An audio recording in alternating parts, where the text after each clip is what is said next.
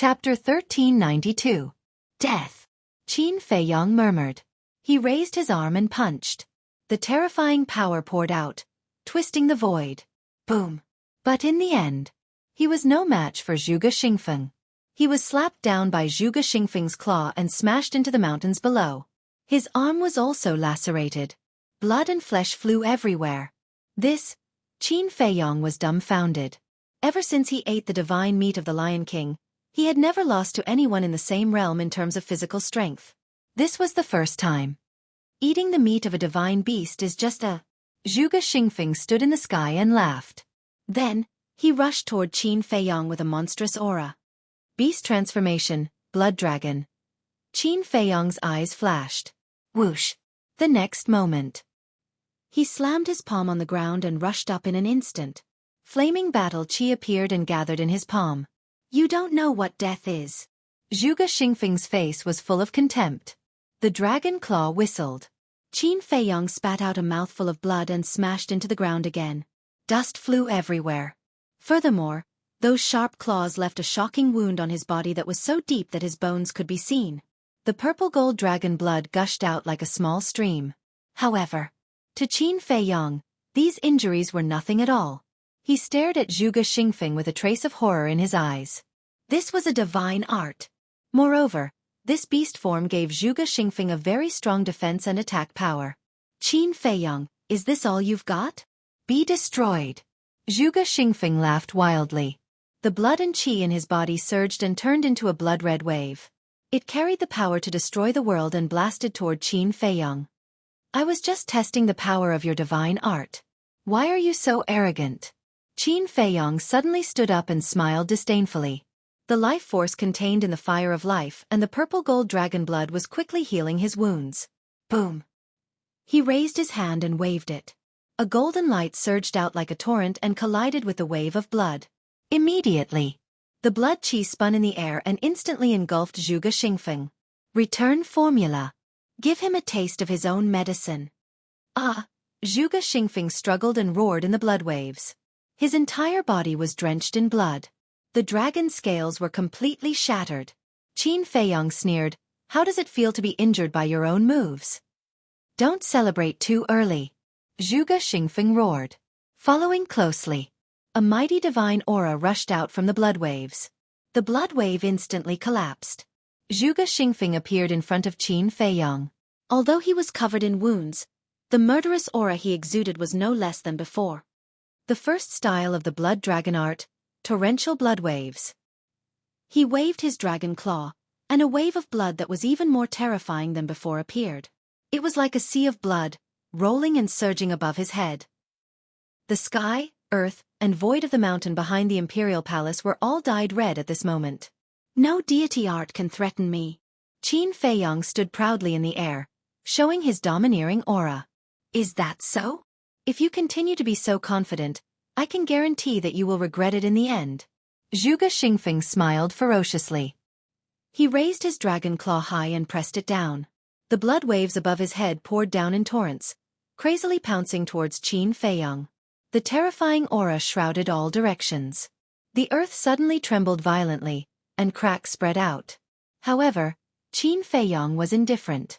When the wave of blood came, he raised his arm and met it with a palm. Golden light surged in his palm.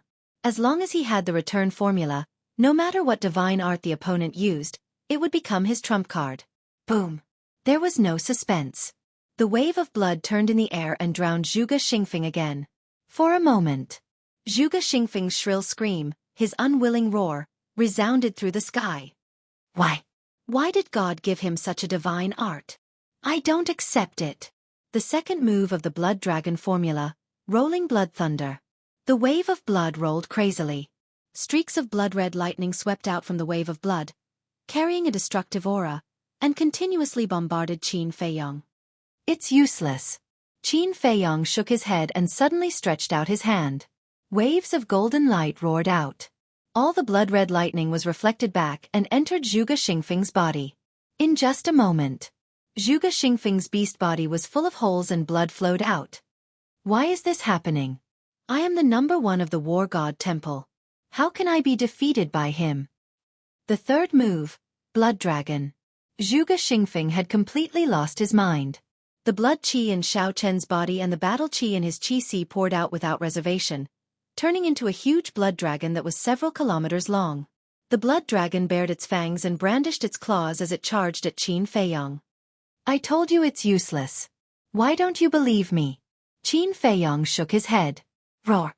Accompanied by a dragon's roar, the divine dragon seal appeared in the sky and instantly grew to thousands of feet in size to meet the blood dragon. Boom. A loud explosion rang out, shocking the entire imperial city. The blood dragon, without any resistance, was directly crushed by the divine dragon seal. Zhuge Xingfeng was so angry that he spat out blood. This was the difference between the divine arts. Although they were both deity skills, a lower-level deity skill would be able to destroy a higher-level deity skill. Qin Feiyong said indifferently, "What else do you have? Show me all of them. I'll let you die knowing why." From the beginning to the end, he was like a mountain, standing steadily in the void, without moving half a step. Roar. Ah! Zhuge Xingfeng roared and roared as if he had gone mad. He was already covered in wounds, but Qin Feiyong did not move at all. For him, this was not only a humiliation, but also a torture. You will regret it. You will. The fourth move, Blood Dragon True Form. As he roared, his beast body swelled again, and the murderous aura around him became even more terrifying. Finally, Zhuge Xingfeng had completely turned into a real blood dragon. His body was hundreds of feet long, covered in dense scales, and his murderous aura was monstrous. Roar. He raised his huge head and let out a deafening dragon roar. He opened his bloody mouth and pounced on Qin Feiyong. Interesting. Qin Feiyong murmured. It was his first time seeing a divine art that could turn a living person into a blood dragon. He raised his big hand and waved gently. The purple gold dragon qi surged, and the divine dragon seal appeared again. With monstrous dragon power, it cut through the sky and collided with the blood dragon that Zhuge Xingfeng had turned into. Roar! Zhuge Xingfeng immediately let out a miserable howl as his two dragon claws were shattered. Break! However, he did not retreat half a step. He raised his huge dragon tail and slapped at the divine dragon seal. With a boom, the divine dragon seal was smashed into pieces. Qin Feiyong's body trembled slightly, and a trace of blood flowed from the corner of his mouth. Not bad. You can compete with the first move of the divine dragon technique. However, the divine dragon technique still has 3 moves. How many can you withstand? Qin Feiyong murmured. The purple gold dragon qi surged, and a purple gold divine dragon appeared in the sky. Divine dragon roar. The purple gold divine dragon let out a loud roar. Waves of invisible sound waves suddenly appeared and rushed toward Zhuge Xingfeng like a tide. Roar. In an instant, the sound waves arrived. Like a sharp blade, they drowned Zhuge Xingfeng. Zhuge Xingfeng's beast body was immediately torn apart, and he howled again and again. Qin Feiyong, even if I die, I will drag you to hell with me. Black moon. Eclipse. Eclipse moon. Blood waves. Blood thunder. Blood dragon. Innate superpower. Blood dragon eye. Zhuge Xingfeng roared unwillingly. In the blink of an eye, he had evolved all the divine arts and even activated his fighting soul. His fighting soul was also a blood dragon. In an instant, the entire back mountain of the imperial palace was drowned in divine power. Countless beasts fled at the sight of this. The Kirin army guarding the entrance, as well as the red-clothed woman and others who had fled to the entrance, all looked in the direction of Qin Feiyong and Zhuge Xingfeng in horror. What a terrifying aura! But they also knew that Zhuge Xingfeng had reached the end of his road. With you, Qin Feiyong, to die with me, even if I die, it will be worth it. Zhuge Xingfeng laughed again and again. With all the divine arts and fighting soul, he forcibly shattered the sound waves and charged toward Qin Feiyong. But Qin Feiyong was very calm. There was even a hint of appreciation in his eyes. If he remembered correctly, Zhuge Mingyang had only inherited the first and second moves of Eclipse Moon, but this person had obtained the third move. No wonder he was the number 1 in the War God Temple. However, he would not show mercy to his enemies. Boom! Qin Feiyong raised his arm and pointed to the sky. There was a sudden loud noise in the sky. The wind suddenly blew, lightning flashed, and thunder rumbled. The next moment, a statue appeared, and its divine power shook all directions. The third move of the divine dragon art, supreme of 9 and 5. It's your honor to die under the third move of the divine dragon art. Qin Feiyong smiled coldly and waved his hand. The statue raised the broken sword and slashed toward Zhuge Xingfeng. This slash was about to split the void. Stop! But at this moment, an old voice resounded from the depths of the cave. Following closely, a magnificent godly aura surged toward Qin Nan like a thunderbolt, drowning the sky. Qin Feiyong raised his eyebrows. He had actually awakened the fake god in the depths. However, not only did he not stop, the murderous intent in his eyes became even more terrifying. The broken sword fell mercilessly, and the sharpness was destructive. Zhuge Xingfeng's divine arts and fighting soul were instantly turned into ashes. Zhuge Xingfeng's beast body was also split in half by the sword, and blood stained the sky. From now on, Zhuge Xingfeng will no longer exist in this world. Qin Feiyong smiled coldly, turned around and used phantom steps, and rushed toward the entrance without looking back. The emperor statue dissipated as well. Soon, an old man in black descended above the broken mountain range, looking at Zhuge Xingfeng's corpse with a strong murderous intent in his eyes. Qin Feiyong, why did you come back? He suddenly turned around, locked onto Qin Feiyong's disappearing figure, and roared angrily. Qin Feiyong did not respond.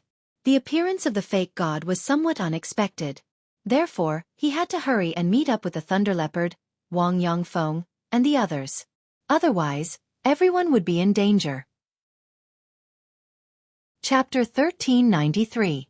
Seeing that Qin Feiyong ignored him, the black-robed old man flew into a rage out of humiliation. Swoosh! He took a step forward and traversed dozens of kilometers in an instant. He was several times faster than Qin Feiyong. Qin Feiyong raised his brows. Initially, he wanted to kill Zhuge Mingyang and the others while he was at it. That was because he knew that Zhuge Mingyang and the others would definitely stop at the entrance and watch. However, it seemed that he could not do that now. The black-robed old man was too fast. He would probably catch up to him before he could reach the entrance. I have to admit that you're really lucky. Qin Feiyong muttered and immediately took out a teleportation gate. This was not the first time he wanted to kill Zhuge Mingyang, but someone would disrupt his plans every time. Boom!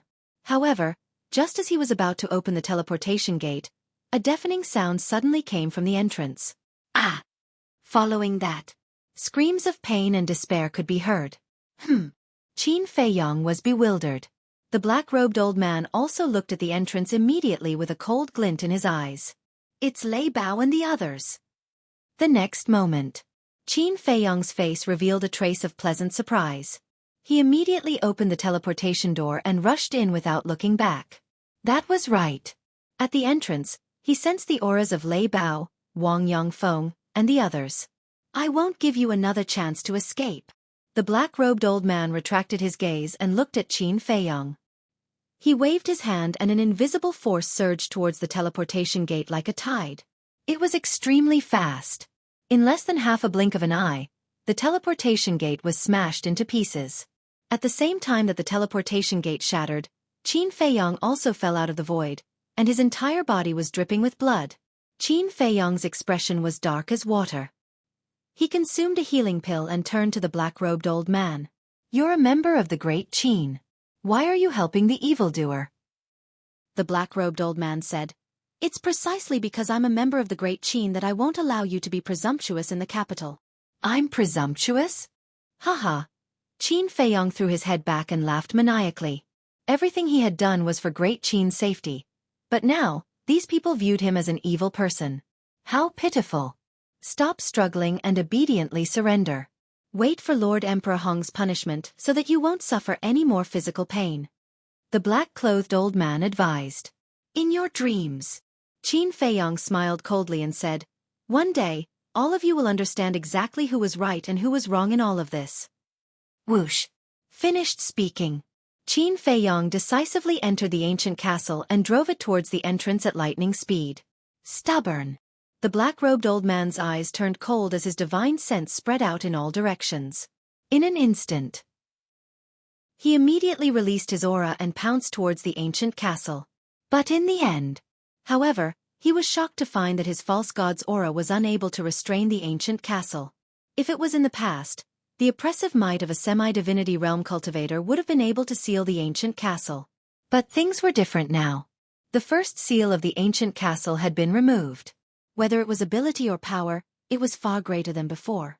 Now, the only person who could restrain the ancient castle was probably the true war god. And just as the black-clothed old man was distracted, Qin Feiyong had already driven the ancient castle and pulled a long distance away. He could already vaguely see the entrance. The back mountain of the imperial palace is really dangerous. Qin Feiyong was still in fear. The scene changed and locked onto the rear. Teleportation gate. Immediately, Qin Feiyong's expression changed abruptly.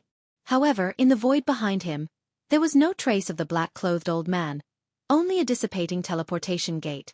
Could it be? Suddenly, he seemed to have thought of something, and his gaze trembled slightly. He hurriedly changed the scene and locked onto the direction of the entrance.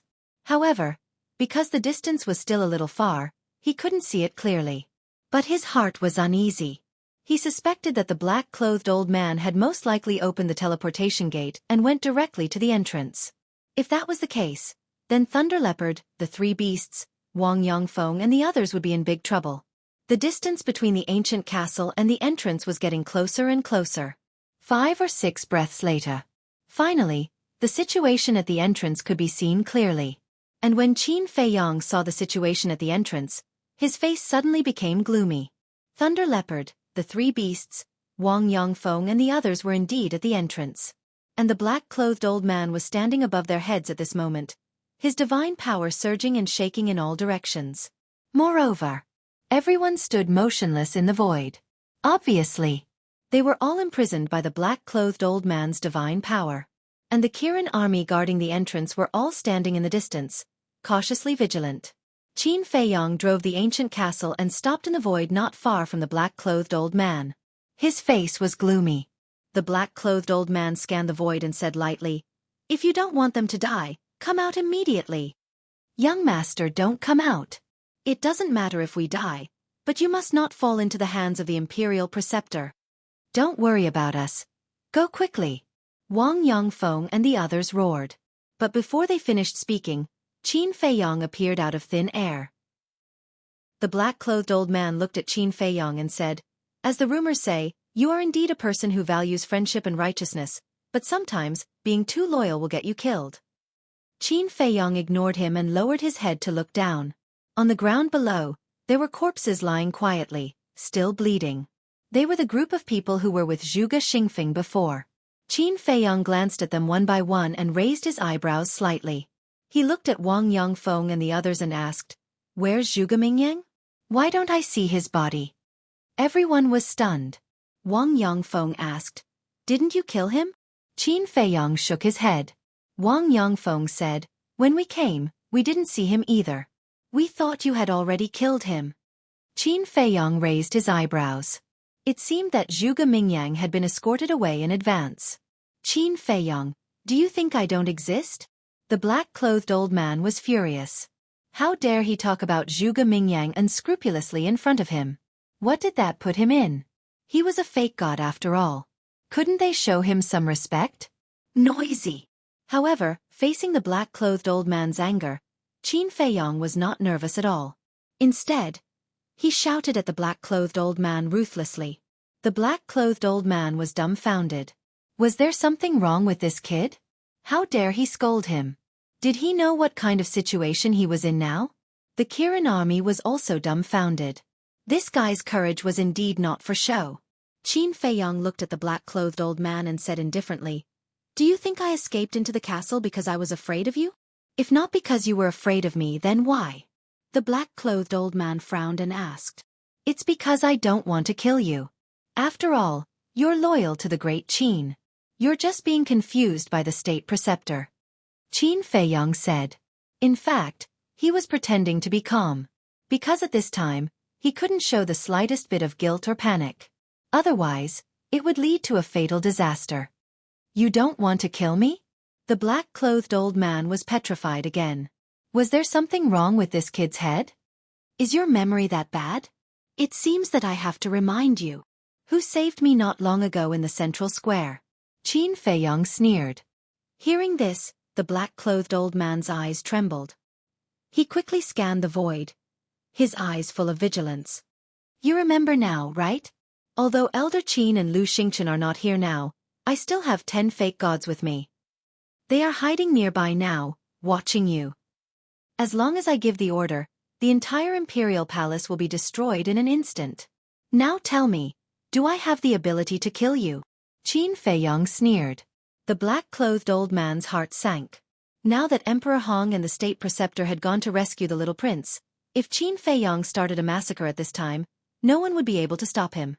He did not doubt Qin Feiyong's words. First, Qin Feiyong was too calm.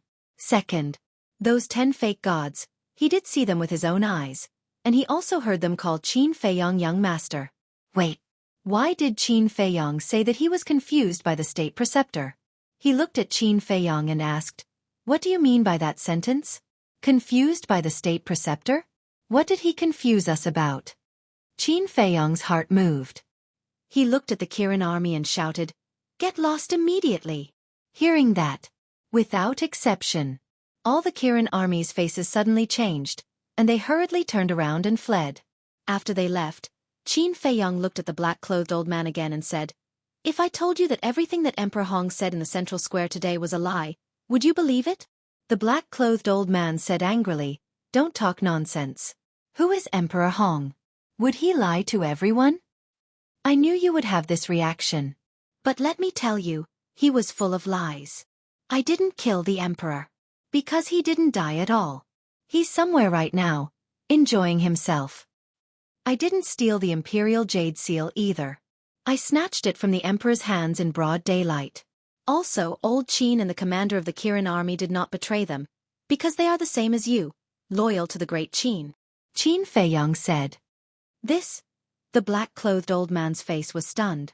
After a long time, he finally recovered and asked, are you sure that His Majesty is not dead? Yes. The incident of the emperor being killed in the imperial study was purely a trap set by the emperor himself. Qin Feiyong nodded. Why did he do that?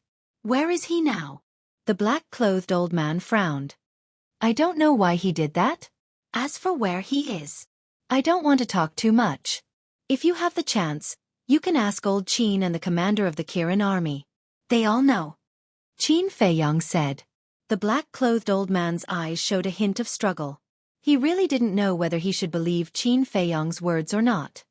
Whether you believe it or not, you must release him today. Otherwise, I will slaughter the entire imperial palace. Don't doubt my words. I believe that you have already understood my character from the mouths of others. Since I dare to say it, then I will definitely do it. As for the imperial preceptor and Emperor Hong, in order to rescue the little prince, I'm afraid they won't be able to return for a while. Qin Feiyong said indifferently. The black-clothed old man's pupils constricted, and he said in a deep voice, using the little prince to trick the imperial preceptor and Emperor Hong, and slaughtering the entire Xueqi family, you really know how to scheme. You flatter me. But have you thought about it? From the moment I entered the imperial city until now, other than the people of the Xueqi family, have I killed anyone else? No. I killed all the people of the Xueqi family. Chapter 1394. Why? Did the Xueqi family do something to you? The black-clothed old man asked. It's not a personal grudge. Qin Feiyong shook his head. Then why? The black-clothed old man frowned. Qin Feiyong's eyes were cold as he said word by word, because they are thinking about my great Qin's empire. What? The black-clothed old man's eyes trembled. I know, with my current situation, no matter what I say, you won't really believe me. I don't want to waste my breath anymore. Let them go. Qin Feiyong said lightly. The black-clothed old man looked deeply at Qin Feiyong and withdrew his pressure. Lei Bao, Wang Yongfeng, and the others immediately ran behind Qin Feiyong as if they were running for their lives, their faces full of fear. Qin Feiyong waved his hand and sent everyone to the castle. Then he looked at the black-clothed old man and asked, What's your name? Qin Sheng. The black-clothed old man said, You'd better hide all the words I said to you in your heart. Don't mention it to anyone, especially the state preceptor and Emperor Hong. Otherwise, it will bring you a fatal disaster. Qin Feiyong warned. Qin Sheng frowned. Was it that serious? Don't doubt it. Because Old Man Qin is a good example. Qin Feiyong said meaningfully. Then, he activated the teleportation door and left the Arch Palace without looking back. Emperor Hong lied? His Majesty is not dead? Who is telling the truth? After the portal dissipated, Qin Sheng retracted his gaze, lowered his head, and muttered to himself. Outside the city, in the sky above a certain forest, Qin Feiyong appeared out of thin air. His face was also full of lingering fear. If it weren't for the last-minute plan to deceive Qin Sheng, Lei Bao, Wang Yongfeng, and the others would have been doomed. But then again, although this time he almost fell and didn't go to the law enforcement hall, the harvest was still great. Not only did he get rid of the entire Xueqi family, but he also figured out Qin Sheng's position. Previously, although Qin Sheng did not express his opinion directly, it was not difficult to tell from Qin Sheng's expression that if everything he said was true, then Qin Sheng would definitely stand on his side. One had to know. Qin Sheng was a veteran false god.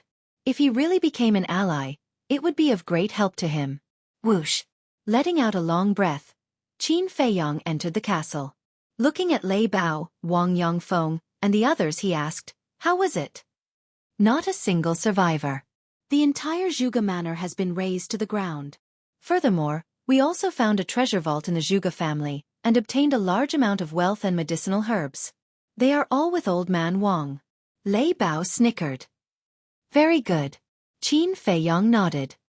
He looked at Wang Yongfeng and said, "Give those things to Fatso and Dan Wang Kai. Let them sort them out." All right. Wang Yongfeng nodded. With a wave of his hand, dozens of cosmos sacks appeared and piled up on the ground. So many. Qin Feiyong was shocked. Fatso and Dan Wang Kai immediately surrounded him, their eyes shining with greed. Wang Yongfeng shook his head in amusement. Suddenly, he seemed to have thought of something. He turned to Qin Feiyong and asked, "Young master, are the 10 false gods of the Lu family really at the back mountain of the Imperial Palace?" I lied to Qin Sheng. Qin Feiyong smiled. Lied. Everyone looked at each other. He was too good at pretending. Previously, when they saw Qin Feiyong's calm expression, even they believed it to be true. Qin Feiyong smiled and took out the image crystal. Lu Hong opened her eyes at this time and sighed. It's a pity that although we eliminated the Xueqi family, we didn't manage to kill Xueqi Mingyang. This person's threat can't be underestimated. There will be a chance sooner or later. Qin Feiyong snorted and activated the image crystal. Buzz. Soon. Old Man Qin's shadow appeared in the void in front of him. "Give me your current coordinates," Qin Feiyong said. Old Man Qin immediately gave Qin Feiyong a coordinate.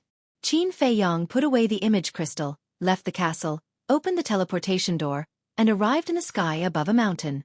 As soon as he appeared, he sensed 4 terrifying auras. Moreover, there was also a tense atmosphere. He looked down and saw a huge mountain peak below. At the peak of the mountain, Old Man Qin and Lu Xingchen stood together. Lu Xingchen grabbed the little prince, and a wisp of divine sense floated in front of him, emitting a great pressure. Old Man Qin held the Shui in his hand and stared at the state preceptor and Emperor Hong opposite him. On the other side, the state preceptor and Emperor Hong stood side by side, their bodies also surrounded by killing intent. So lively. Qin Feiyong chuckled and landed beside Old Man Qin. The state preceptor's gaze turned and landed on Qin Feiyong, and said in a deep voice, "What did you do to the Xueqi family?" Is there a need to say that? Not a single one was left alive. Killed them all, including Xueqi Wuhou, Xueqi Nanhua, and Xueqi Nangong, the 2 Peak Realm 9 Star War Empress. Qin Feiyong laughed. You beast. Hearing this, the state preceptor was furious. Old Man Qin sneered. Don't move, the Shui in this old man's hands is not to be trifled with. Upon hearing Shui, the state preceptor's pupils suddenly contracted, filled with fear. Right. And the monsters of the Xueqi family in the War God Shrine, they were all killed by me. Qin Feiyong said again. What? The state preceptor's body trembled, and asked, What about Xueqi Xingfeng and Xueqi Mingyang? I killed Xueqi Xingfeng with my own hands. As for Xueqi Mingyang, He was lucky enough to escape. Qin Feiyong said regretfully. Bastard! The state preceptor immediately roared, and his eyes turned blood-red, like a wild beast that had gone berserk. Qin Feiyong asked curiously, You care so much about Zhuge Xingfeng? Just who is the descendant of the Zhuge family? The state preceptor turned a deaf ear to him and said sinisterly, Just you wait, this state preceptor will definitely make you pay with your blood. I'm waiting every day. Bring it on at any time. Qin Feiyong sneered. At this time, Emperor Hong said expressionlessly, Your goal has been achieved, it's time to let the little prince go. Qin Feiyong waved his hand and said, Return it to them. Catch it well. If you fall to your death, I won't be responsible. Lu Xingchen laughed coldly, picked up the little prince, and threw him towards Emperor Hong. The little prince was currently in a coma and didn't know anything. Emperor Hong hurriedly stepped forward and reached out to hug the little prince. Seeing that the little prince had only fainted, he heaved a sigh of relief. Bastard, die!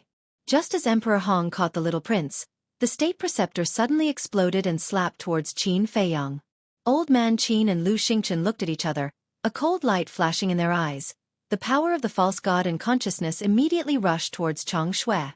Clang! Chang Xue immediately released a world-destroying divine might and sharpness. Emperor Hong's expression changed as he looked at the state preceptor and shouted, What are you doing? Stop!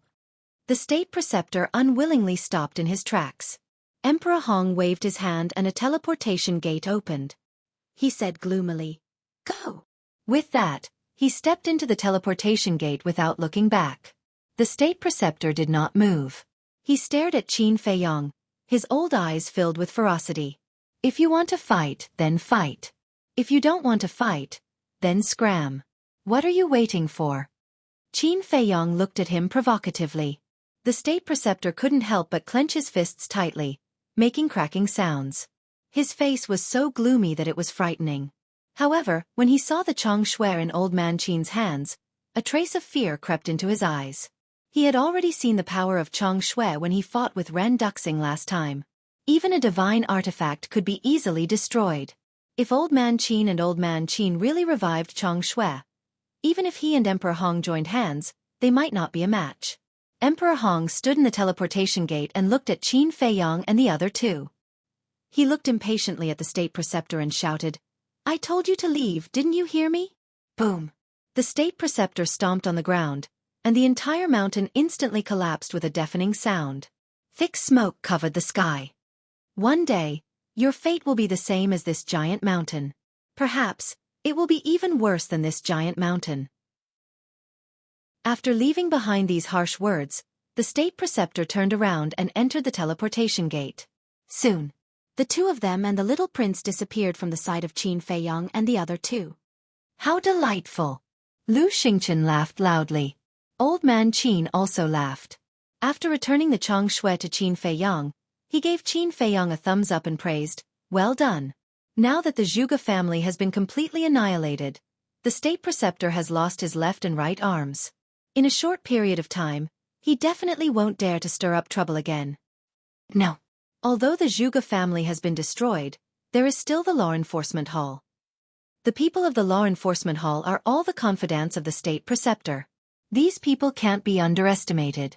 Qin Feiyong waved his hand. Lu Xingchen stopped laughing and frowned.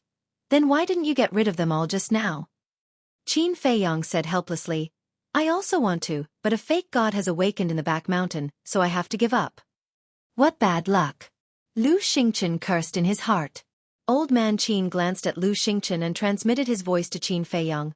I think we can't kill the people of the Law Enforcement Hall. Why? Qin Feiyong was suspicious.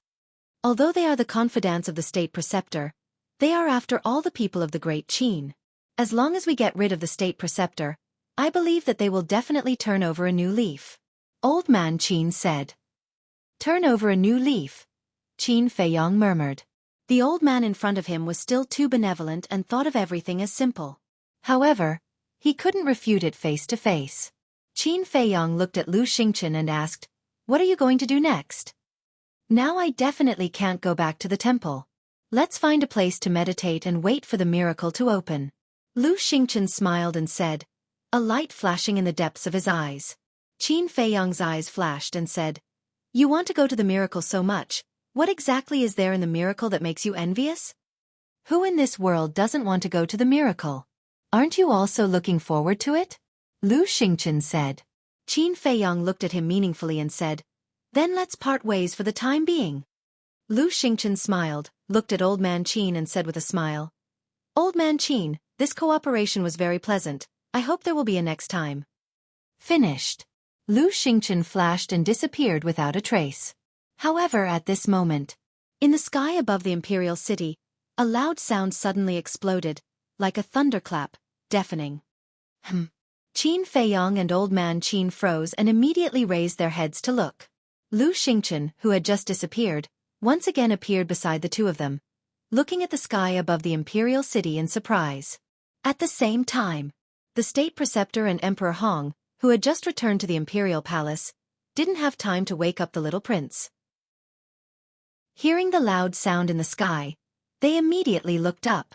And Qin Sheng. He stood in the air at the entrance and looked up at the sky above the first city district. His old face was also full of surprise, because the loud sound came from the sky above the central square of the first city district. Chapter 1395. The loud sound was like thunder, and the lingering sound rumbled, echoing over the imperial city for a long time. However, under the watchful eyes of everyone, the loud sound gradually subsided, and nothing appeared in the sky above the first city district. Everything returned to calm. "What's going on?" Old Qin's face was full of surprise. Qin Feiyang and Lu Xingchen on the side were also full of suspicion. Why would there be a loud sound for no reason? It's really strange. A moment later, Lu Xingchen muttered, looked at Qin Feiyang, and said with a smile, "Let's meet again when the miracle opens." After saying that, he was ready to enter the space divine object. Boom. However, at this moment, another deafening explosion erupted. It still came from the sky above the central square of the first city district. What's the situation? Lu Xingchen raised his eyebrows and looked up again. Rumble. But this time, that loud sound did not disappear, and it kept roaring over the first city district, as if the sky was falling and the earth was splitting, deafening. At this moment, there were also countless people gathered in the central square. Everyone raised their heads one after another, looking at the void above, their eyes full of suspicion. Look! The void is twisting. Suddenly, someone pointed to a certain void and roared. Immediately, everyone looked at the void that the person pointed to, and their faces changed greatly. That void was indeed twisting. Moreover, it was spreading crazily in all directions. In the end, the entire sky above the square trembled violently. That scene, coupled with the endless rumbling sound, felt like some peerless monster was born. Swish! Above the fragrant moon house, two figures suddenly appeared. It was the Imperial Preceptor and Emperor Hong. What the hell is going on? The Imperial Preceptor raised his eyebrows. This kind of thing has never happened before, and this old man doesn't know. Emperor Hong shook his head. Greetings, Emperor Hong. Greetings, Imperial Preceptor. A figure cut through the sky, landed in front of the two, and bowed respectfully. It was Yan Wei. The Imperial Preceptor retracted his gaze, looked at Yan Wei, and asked, "What's the situation of the Xueqi family?" "It's all gone, leaving only ruins." Yan Wei sighed. Damn it! The Imperial Preceptor clenched his fists and gritted his teeth. He looked as if he wanted to eat someone. The ancestors of the Xueqi clan were marquises personally conferred by the late emperor. They have been passed down from generation to generation. Qin Feiyang massacring the Xueqi clan is tantamount to offending the late emperor's divine might. Lord Emperor Hong, please punish Qin Feiyang severely and give the Xueqi family justice. Yan Wei's eyes flashed, and he knelt in front of Emperor Hong, crying out in grief. The imperial advisor glanced at Yan Wei, then faced Emperor Hong and cupped his hands. "My lord, please forgive my subordinate's offense and rudeness, but what he said is reasonable. If Qin Feiyang is not eliminated, I'm afraid it will be difficult to convince the masses." Emperor Hong remained silent. Also, before the previous emperor left, he left behind an imperial order. The 100 martial marquises of the Great Qin cannot be more or less. Therefore, this lowly one earnestly requests Lord Emperor Hong to allow Zhuge Mingyang to inherit the position of Zhuge Wuhou. Yan Wei said again. Let Mingyang inherit the position of Martial Marquis? The imperial advisor was slightly stunned. Although Zhuge Mingyang is young, he is the only child left in this world by Zhuge Wuhou. Furthermore, Zhuge Mingyang's talent is obvious to everyone. For him to inherit the position of Zhuge Wuhou, this lowly one believes that it is the most suitable. Yan Wei said. Hearing these words, the imperial advisor couldn't help but secretly give a thumbs up to Yan Wei. He also liked Yan Wei more and more. Emperor Hong pondered for a moment, then nodded and said, the position of Martial Marquis of the Zhuge family cannot be left vacant for too long. This old man will seriously consider your suggestion. Yan Wei was overjoyed and knelt in the air. Then this lowly one will represent the dead Zhuge family to thank Lord Emperor Hong. You may rise. Emperor Hong said. Yes. Yan Wei stood up and respectfully stood behind the imperial advisor. Emperor Hong glanced at Yan Wei, then looked at the imperial advisor and smiled. I didn't expect that there would be such a sensible person by your side. You're too kind. The imperial advisor hurriedly waved his hand and said, Lord Emperor Hong, don't blame him for talking too much. He is indeed a bit talkative. Emperor Hong said. Yan Wei's face immediately revealed a trace of nervousness. Originally, he wanted to perform well in front of the imperial advisor and let the imperial advisor trust him more. But he didn't expect that he would actually anger Emperor Hong. However, although he is a bit talkative, what he said and what he thought were all reasonable. My great Qin also needs a talent like him who dares to speak and do. Nurture him well. In the future, he will definitely become your right-hand man. Emperor Hong looked at the imperial advisor and said with a smile. The imperial advisor was stunned. He never thought that Emperor Hong would actually say such words. After coming back to his senses, he hurriedly looked at Yan Wei and said, Why haven't you thanked Lord Emperor Hong? Yan Wei quivered and hurriedly bowed. Thank you, Your Excellency. Emperor Hong nodded his head and raised his head to look at the void above again. The imperial advisor glanced at Emperor Hong and transmitted his voice to Yan Wei. Your performance this time is very good. After settling the matters at hand, this old man will reward you with a divine art. Divine art. Yan Wei's body trembled, and he secretly said, Your Excellency, did this subordinate hear wrongly? No. The imperial advisor said. Yan Wei was wild with joy and hurriedly thanked. Many thanks for Your Excellency's kindness of grooming. From today onwards, this lowly one will definitely do my best for Your Excellency, until my death. This was truly a meat pie falling from the sky. Too unexpected. Similarly, it also meant that the imperial advisor already completely trusted him and was prepared to nurture him as a trusted aide. Just as Yan Wei was secretly rejoicing, in the void not far away, another three figures suddenly appeared. The moment these three people appeared, it immediately caused a commotion. Because these three people were precisely Qin Feiyang, Lu Xingchen, as well as Elder Qin. After slaughtering the entire Zhuge family, they actually still dare to brazenly come to the central plaza? Do they think that Emperor Hong and the imperial advisor don't exist? The people discussed animatedly, their eyes full of fear. But within the fear, there was also some hatred mixed in. The Zhuge family was slaughtered from top to bottom. To be able to do such a tragic thing, this Qin Feiyang was truly inhumane. At the same time, sensing the auras of Qin Feiyang trio appear, Emperor Hong, the imperial advisor, and Yan Wei also immediately retracted their gazes and looked at Qin Feiyang trio. Emperor Hong's expression was still indifferent, but the imperial advisor and Yan Wei's faces were full of anger. The imperial advisor disregarded his status and directly shouted, This place does not welcome beasts, scram immediately. Qin Feiyang glanced at him indifferently, took out Chang Shui, and threw it to Elder Qin. Elder Qin grabbed Chang Shui and turned his head to look at the imperial advisor without saying a word, his eyes full of contempt. Although he didn't say anything, that contemptuous attitude was enough to explain everything. I have Chang Shui in my hands, what can you do to me? If you have the guts, then come and drive us away. See if I don't destroy you. As for Lu Xingchen, even more so, his disdain was displayed incisively and vividly. From beginning to end, he didn't even look at Emperor Hong and the other two. As soon as he appeared, he raised his head and stared at the void above. The imperial advisor blew his beard and glared, angry to the extreme. But the Xueqi in Elder Qin's hands was like a towering mountain, pressing down on him until he couldn't breathe. I really didn't expect that such a highly respected person like Elder Qin would actually collude with Qin Feiyang to usurp the throne. This is in line with the old saying, you can't judge a book by its cover. Often, people who look very honest on the surface are very treacherous in their hearts. Someone in the crowd snorted coldly, full of sarcasm. Elder Qin was originally fine. But when he heard this, he immediately bristled with anger and roared, "What do you know? What qualifications do you have to criticize this old man here? A traitor, everyone has the right to kill. Can't we talk about it? Since you dare to do it, don't be afraid of us saying it. His Majesty trusted you so much in vain, but in the end, you are a white-eyed wolf. Disgusting. Look at Lord Imperial Advisor. He is upright, selfless, and loyal to the Great Qin.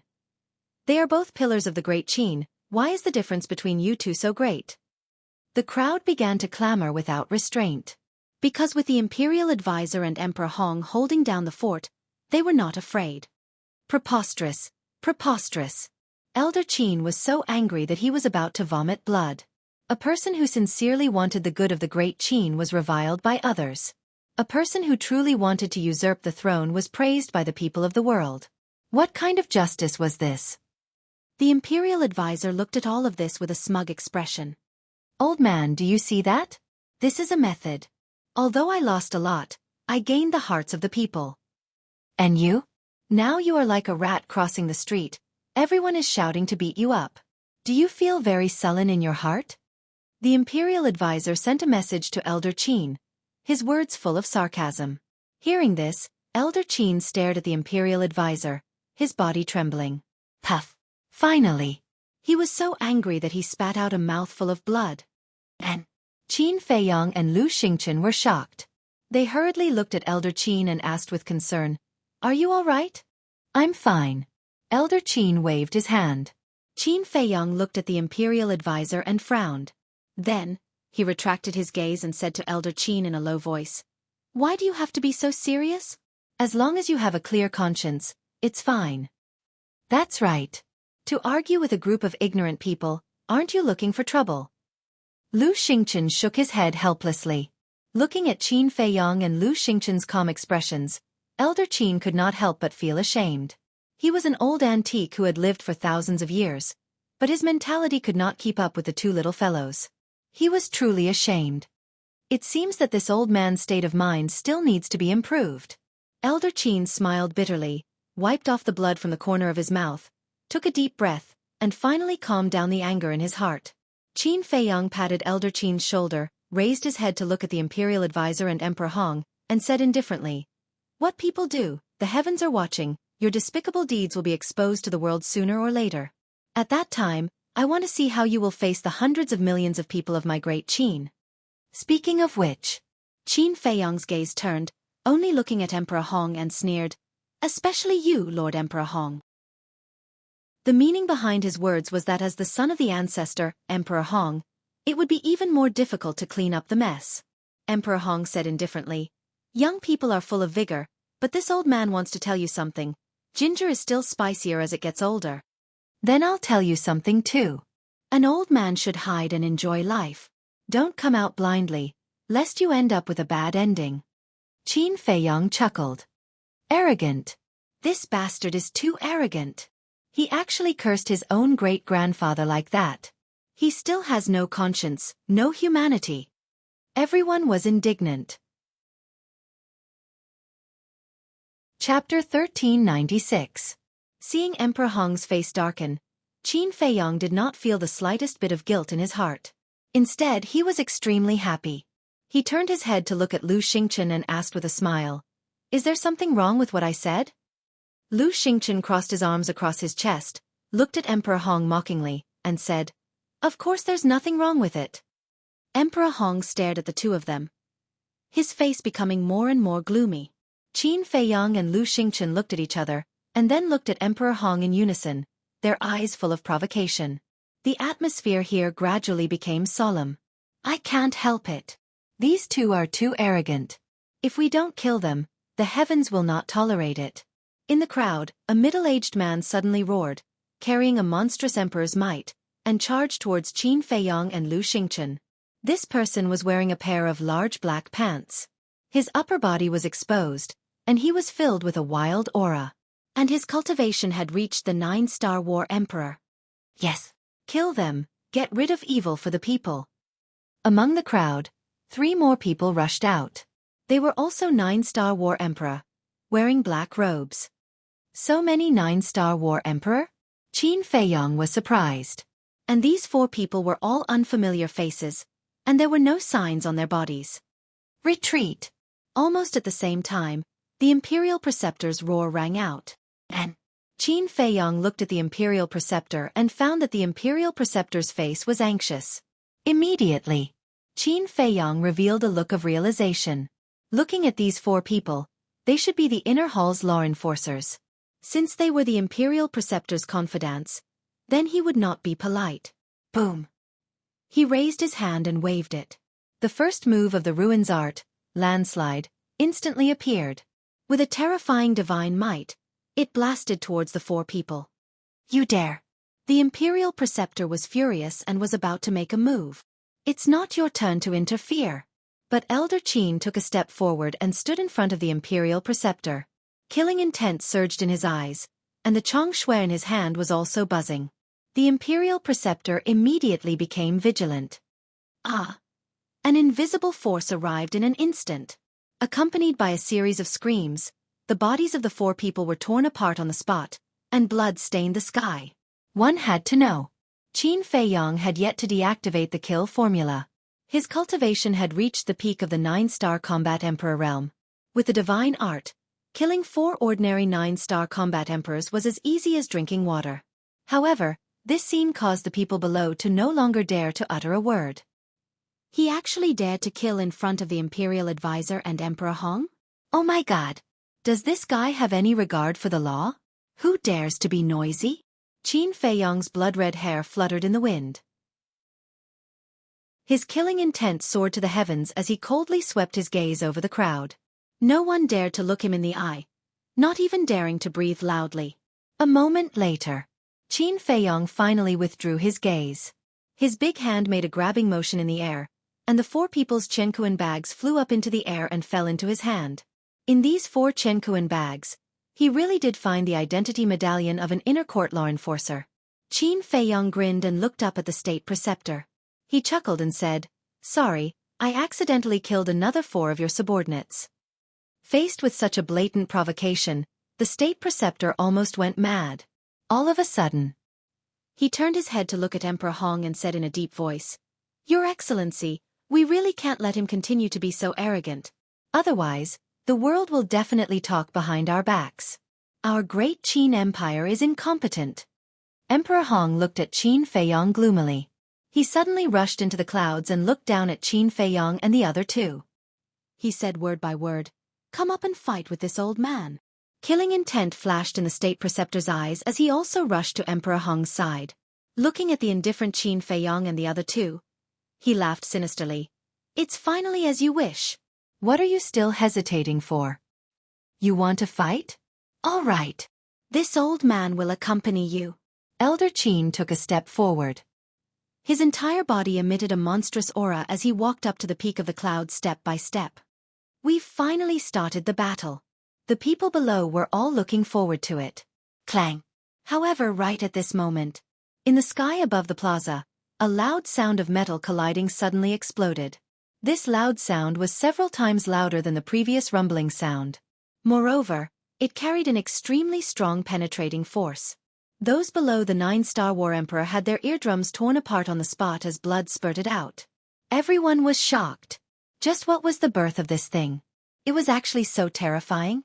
Qin Feiyong, Lu Xingchen, Elder Qin, the state preceptor, and Emperor Hong all looked towards the source of the sound. Their expressions suddenly changed. The void above the plaza was actually crazily cracking. How could this be? The void shattered. Could it be that a war god had broken through? Or was it the birth of a divine weapon? After Emperor Hong came back to his senses, he immediately shouted to the state preceptor, Quickly evacuate the people in the first district. What about Qin Feiyang and the others? The state preceptor asked. We can't control them now. If a war god really descends, then it definitely won't be a good thing. We might even need their help. Emperor Hong said in a deep voice. The state preceptor looked at Elder Qin unwillingly and roared, Everyone, leave the first district immediately. His voice was like a loud bell, echoing in everyone's minds. At this moment, the people gathered in the first district immediately turned around and fled towards the second district. Clang! The sound became louder and louder. The entire world was trembling. Right now, not only the imperial city, but all the living beings in the imperial capital could hear this mysterious loud sound. What's going on? This sound seems to be coming from the imperial city. Could it be that Qin Feiyang is causing trouble in the imperial city again? But it shouldn't be. With his cultivation, it's impossible for him to cause such a big commotion. Everyone looked in the direction of the imperial city in bewilderment. Qin Feiyang stared at the shattered void and sent a sound transmission. Elder Qin, quickly come down and prepare to evacuate at any time. Hearing this, Elder Qin immediately swooped down and landed beside Qin Feiyang. His expression was also extremely solemn. Time passed breath by breath. Suddenly, rays of dazzling divine light emerged from the shattered space. As soon as this divine light appeared, a vast and mighty divine might immediately surged out in all directions like a waterfall with the first district as the center. This divine might is so terrifying. At this moment, not only Qin Feiyang, even Emperor Hong and the state preceptor couldn't help but feel panic. This was a divine might that surpassed the false god. It was as if a god had descended, intimidating everyone's heart. However, no one noticed that Lu Xingchen's eyes were flashing with an inexplicable light at this moment. Clang!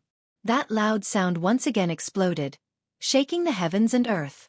Following closely, in the midst of that divine light, a giant stone door actually emerged. The stone door was 999 feet tall and 99 feet wide. Its entire body was suffused with a dark light, like a gate to hell. It stood in the sky above the first district, emitting a shocking aura. A stone door? What is this divine tool? How could it appear out of thin air above the imperial city? Everyone was dumbfounded. What a familiar aura! Qin Feiyang looked at the stone door and muttered to himself. Suddenly, he seemed to have thought of something. His body trembled slightly as he turned his head to look at Lu Xingchen. However, he saw Lu Xingchen looking at the stone door with an expression of unconcealable excitement. Qin Feiyang sent a sound transmission. Why did the space-time gate appear? That's right. This stone door is the Mujia's space-time gate. Lu Xingchen secretly said, the space-time gate is in the hands of the snow python. If you want to ask, you should ask her. Qin Feiyang raised his eyebrows and looked up at the space-time gate. Clang! The space-time gate trembled in the void. The divine power was vast and mighty. About 100 breaths passed. With an unprecedented loud noise, the space-time gate stopped trembling, and the shattered void slowly healed. Finally, the space-time gate seemed to be embedded in the void, motionless. The divine light and divine power also gradually dissipated. Could it be that the snow python is coming to the imperial city? Qin Feiyang frowned. The snow python is a real god of war. No one in the world can defeat it. If it really comes to the imperial city, I'm afraid it's not a good thing. I've seen this stone door before. Suddenly, the imperial preceptor said. When did you see it? Emperor Hong was stunned and asked. The imperial preceptor said in a deep voice, when Qin Feiyang sneaked into the divine prison to rescue his mother and friends, there was a masked old man who opened this stone door. It seems to be able to directly teleport to the Forgotten Continent. The person he was talking about was Yigleo. Yigleo has always been wearing a mask. Not to mention the imperial preceptor. Even Qin Feiyang has never seen Yigleo's real face. The masked old man directly teleported to the Forgotten Continent. The imperial preceptor looked at the stone door and muttered to himself. Suddenly, his gaze trembled. Could it be that artifact? The imperial preceptor looked down at Qin Feiyang and said, Emperor Hong, this should be the reinforcements called by Qin Feiyang. He wants to blatantly snatch the throne. At that time, Yigleo and the mysterious ladies group came to the great Qin Empire to help Qin Feiyang. So now, the Imperial Preceptor naturally thought that it must be Qin Feiyong who called these people. Boom.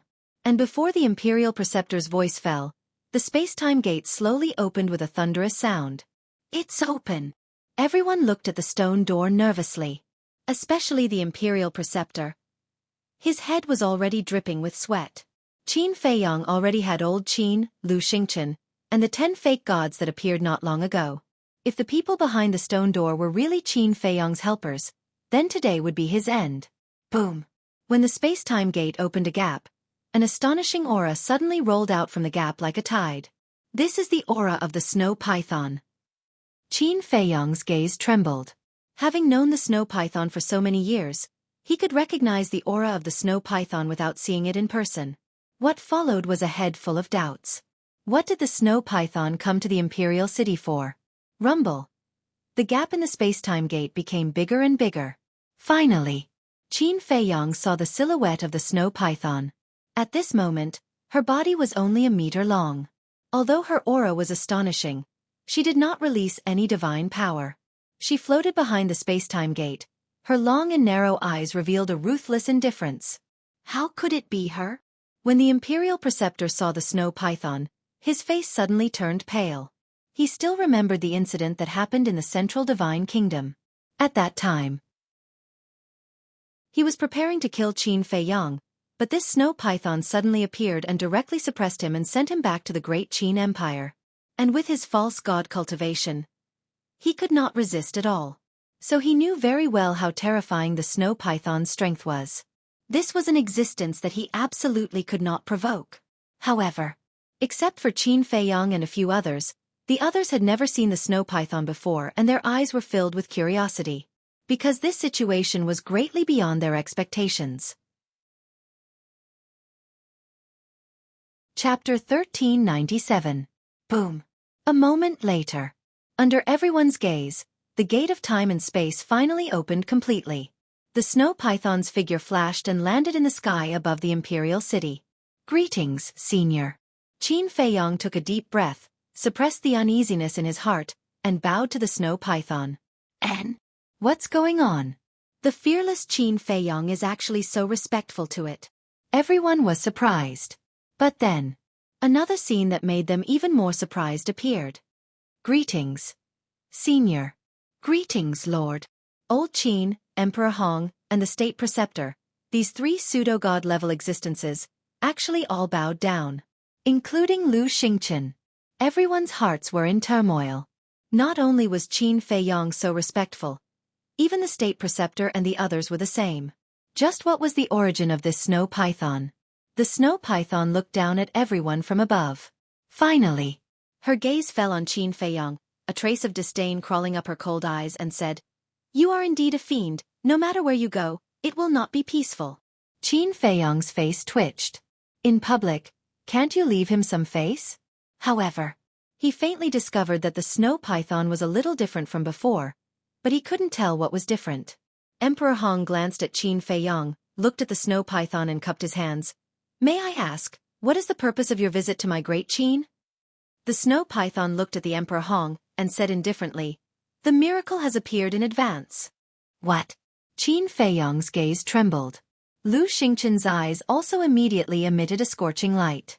Old Qin, the State Preceptor, and the Emperor Hong's old eyes were also filled with desire. But other than Qin Feiyong and the others, no one else knew what a miracle was. Revealing a face of suspicion, Qin Feiyong asked, "Senior, you came to the Imperial City specifically to tell us this news?" "Yes. The miracle is not personal. Whether it is the people of the Forgotten Continent or the people of the Great Qin Empire, they can all enter.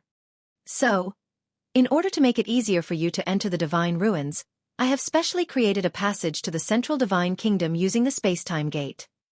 Before the miracles disappear, the people of the 2 continents can freely travel to the 2 continents through the doors of time and space." The snow python said. "What do you mean?" Qin Feiyong and the others were bewildered. "It means that during this period of time, the Great Qin Empire's people can enter the Forgotten Continent, and the Forgotten Continent's people can also freely enter the Great Qin Empire." Snow Python said coldly. This, Qin Feiyong and the others were shocked beyond words. the people of the two continents could travel freely through the space-time gate? Emperor Hong asked. Your Excellency, according to what you said, before the miracle disappears, this space-time gate will always exist? That's right. The gate of time and space will remain here until the miracle disappears. The snow python said. Emperor Hong's face changed and he hurriedly said, This isn't appropriate, right? In the past, the only way to go to the Forgotten Continent was through the teleportation altar in the spiritual state. Moreover, the snow python guarding the altar did not allow the people of the two continents to freely enter and exit. Therefore, over the years, no matter what happened, it was the private affairs of the two continents, and they did not interfere with each other. But now, the snow python used the gate of time and space to directly open a passage. And this passage was connected to the most important place of the two continents, the imperial capital and the central divine kingdom. The most important thing was that there were no restrictions? Wasn't this the same as directly turning the two continents into one continent? Linking the two continents together, although it seemed to be a good thing, it would actually involve a lot of problems. The biggest problem was the situation. Because of the emperor, the current situation of the Great Qin Empire was already chaotic enough. The little prince had just ascended the throne. Qin Feiyang was also eyeing covetously from the side. If at this time, the people of the Forgotten Continent also came to interfere, then for the Great Qin Empire, it would shake the foundation of the empire, and at the most, it might be a disaster. Inappropriate? The snow python lowered its head to look at Emperor Hong and said lightly, So your Great Qin Empire doesn't want to go to the miracle? Yes. Emperor Hong nodded without hesitation and said, But there's no need to use the gate of time and space to connect the two continents. Then what do you think should be done? The snow python said. My Great Qin spirit state has a teleportation altar that connects to the Forgotten Continent. We can use the teleportation altar to enter the Forgotten Continent. Emperor Hong said. The snow python's gaze turned cold and said, Don't you know that this sovereign's cultivation place is on the altar? Is there a problem? Emperor Hong was puzzled. Nonsense. There's a big problem. You people of Great Qin go to the Forgotten Continent through the altar every day. How can this sovereign cultivate? The snow python said angrily. Seeing the snow python angry, Emperor Hong's gaze trembled, and he hurriedly said, I was careless, please forgive me. Humph. Don't be ungrateful. This sovereign is doing this purely for the good of your Great Qin. Because using the gate of time and space to connect the imperial capital and the central divine kingdom can save you a lot of time. The snow python snorted coldly. Yes, yes, yes. Emperor Hong nodded repeatedly, then looked at the snow python, and carefully said, But sir, I have a small request. Can you not let the people of the Forgotten Continent enter my Great Qin Empire? Are you joking? Only your Great Qin people can enter the Forgotten Continent, but the people of the Forgotten Continent can't enter Great Qin? Even if this sovereign agrees, the people of the Forgotten Continent will not agree. This sovereign must be fair and just. Either neither is allowed, or both are allowed. Choose for yourself. But you have to consider carefully, if the choice is not allowed, then this sovereign will not allow your Great Qin people to step into the Forgotten Continent. To put it bluntly, your Great Qin people can forget about entering the divine ruins. The snow python said. Emperor Hong fell silent, his heart incomparably bitter. The divine ruins were in the Forgotten Continent, and if the people of Great Qin wanted to enter the divine ruins, they had to pass through the Forgotten Continent. In other words, the Forgotten Continent had an innate advantage. So, he had no choice. In other words, as long as his Great Qin wanted to enter the divine ruins, then he had no qualifications to negotiate. Lu Xingchen glanced at Emperor Hong, and secretly sent a sound transmission to Qin Feiyang. To actually negotiate with the snow python, your great-grandfather really doesn't know what's good for him. His words were filled with a thick sense of ridicule. Qin Feiyang glanced at Lu Xingchen, raised his head to look at the space-time gate, and frowned slightly. Although he didn't have a good impression of Emperor Hong, for the sake of the big picture, using the space-time gate to connect the imperial capital and the central divine kingdom was indeed not appropriate. Frankly speaking, he didn't quite agree. But facing the powerful snow python, he had no choice. In fact, endangering Great Qin, in Qin Feiyang's eyes, was only secondary. After all, the snow python had also said very clearly that the passage opened by the space-time gate was only temporary, and would close when the divine ruins disappeared. What worried Qin Feiyang the most was that after the two continents were connected, these people would most likely join forces to deal with him. Because the masters of the two continents were all his enemies. For example, the chief pagoda master, the Mu family, the imperial preceptor, Emperor Hong, and so on. Last time in the Endless Sea, he set a trap to snatch the divine crystal, and the mysterious lady would definitely not let it go. So, for Qin Feiyang, how to prevent the people of the two continents from joining forces was the main point. The snow python glanced at Qin Feiyang's group and asked, "Who else has any objections?" Everyone fell silent. With the strength of the snow python, who would dare to have any objections? Since there are no objections, then you should prepare to open the divine ruins in half a month. After the snow python finished speaking, it disappeared without a trace. What exactly is the divine ruins? Even Emperor Hong is so eager. Could it be a treasure left behind by an ancient war god? Treasure? Does that mean that everyone can enter? If you can go in and get 1 or 2 divine objects if you're lucky, then you'll be rich. As soon as the snow python disappeared, the people in the imperial city were in an uproar. Qin Feiyang, Lu Xingchen, Old Qin, the state preceptor, Emperor Hong, and others looked at the space-time gate, their eyes flickering. After a while, Lu Xingchen retracted his gaze and looked at Qin Feiyang with a smile. "Brother Qin, your next situation may be very bad. Why don't you come with me to the Mu Jia?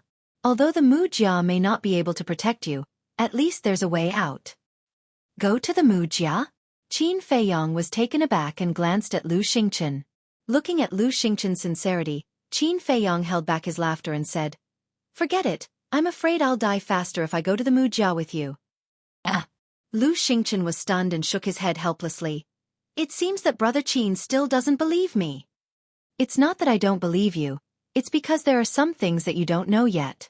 When you know, you'll definitely go crazy." Qin Feiyang smiled meaningfully. "Go crazy? What kind of storm haven't I seen before? It can't be."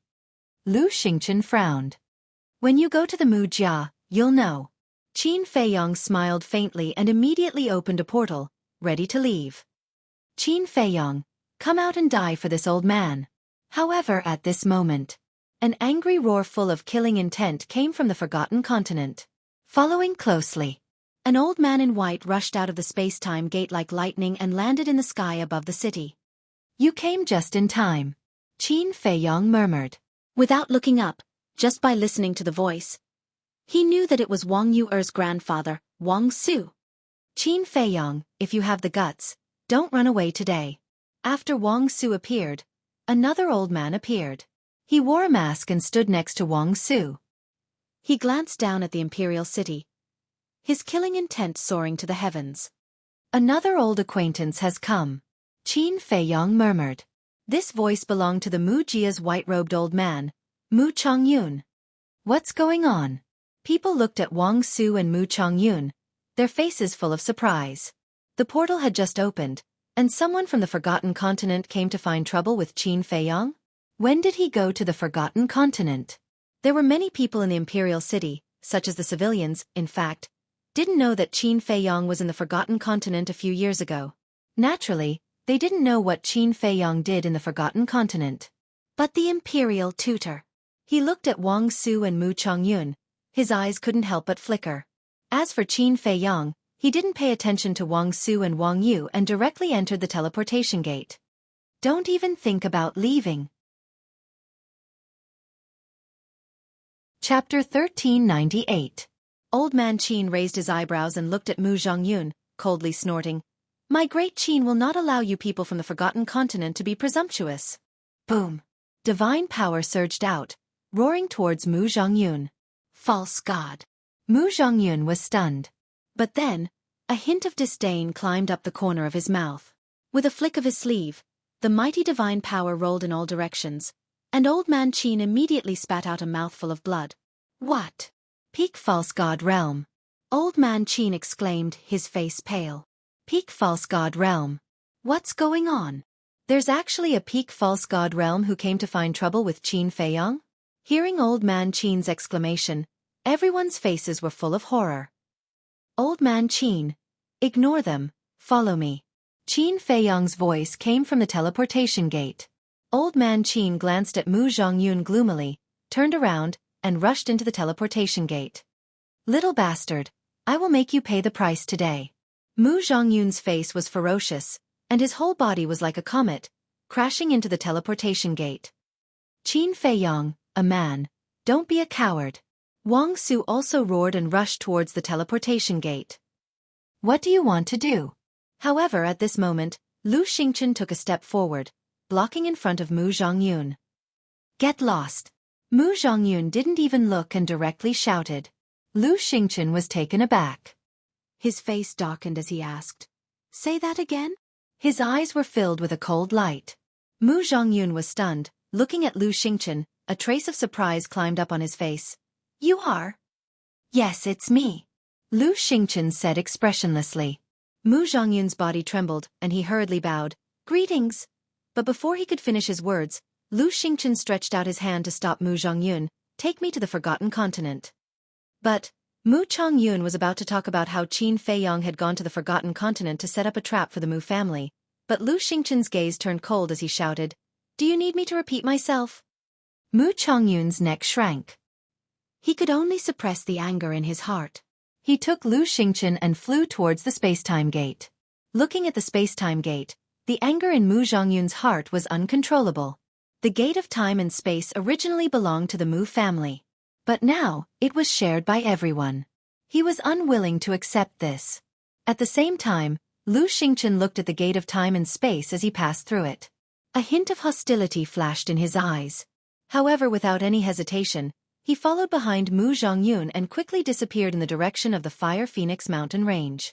Although Mu Zhongyun left, Wang Su didn't. He stared at the disappearing portal and roared, "Qin Feiyang, are you still a man? If you are still a man, come back immediately and explain it to this old man face to face." Old Wang, all these grievances are only between me and the Chief Tower Master. It has nothing to do with you. Why do you have to do this? Qin Feiyang's sigh came from the portal. What a joke. This old man is a member of the Chief Tower. The Chief Tower Master's business is naturally this old man's business. Ask yourself with your conscience. How did my Chief Tower treat you? How did I, Wang Su, treat you? Why do you repay kindness with ingratitude? The most excessive thing is that you actually deceived this old man's granddaughter's feelings. This is absolutely unforgivable. Wang Su roared. What is the Chief Tower? Is it very powerful in the Forgotten Continent? Everyone was suspicious. For many people present, today was the first time they heard the name of the Forgotten Continent, let alone the Chief Tower in the Forgotten Continent. But there was one point that they all understood. Qin Feiyang not only went to the Forgotten Continent, but also deceived this old man's granddaughter. This old man came to collect debts. However, Qin Feiyang's voice never sounded again. The portal also dissipated into the void. Wang Su stopped in the air above the plaza, looking at the place where the portal disappeared, his face ashen. The State Preceptor and Emperor Hong looked at each other, flew in front of Wang Su, and cupped their hands. May I ask who you are? Wang Su turned a deaf ear. The State Preceptor frowned and was about to speak. Wang Su finally retracted his gaze, looked at the two of them and said indifferently, I am Chief Tower Elder Wang Su. Who are you? Seeing Wang Su's arrogant attitude, the State Preceptor was very unhappy in his heart, and said, This old man is the great Qin State Preceptor. This is Lord Emperor Hong, the son of the Qin Emperor. What? The son of the Qin Emperor? Wang Su looked at Emperor Hong, his old face full of shock. Emperor Hong smiled and asked, Elder Wang knows my late father? The name of the Qin Emperor shakes the four seas. I naturally know. Wang Su cupped his hands and said, his attitude rather polite. Emperor Hong smiled and said, May I ask Elder Wang, what has Qin Feiyang done in the Forgotten Continent all these years? To make you so angry? Humph. This bastard beast.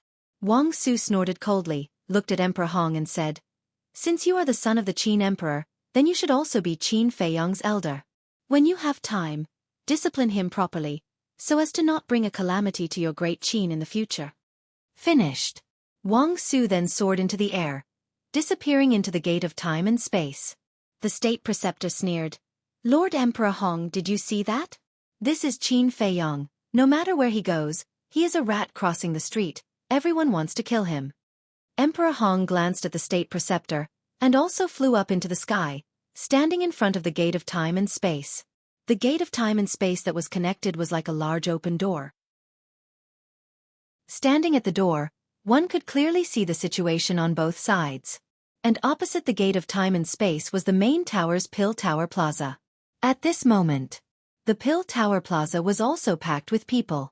There were people from the various super tribes, disciples of the main tower, and disciples of the Holy Tower and Holy Mountain. They also looked at the gate of time and space curiously, discussing animatedly. Among the crowd, a young man, about 25 or 26 years old, wearing a pair of big pants. His skin was slightly tanned, and his temperament was extraordinary.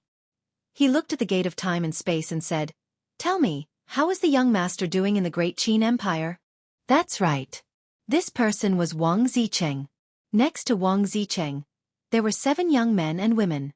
Their appearances were all different and uneven.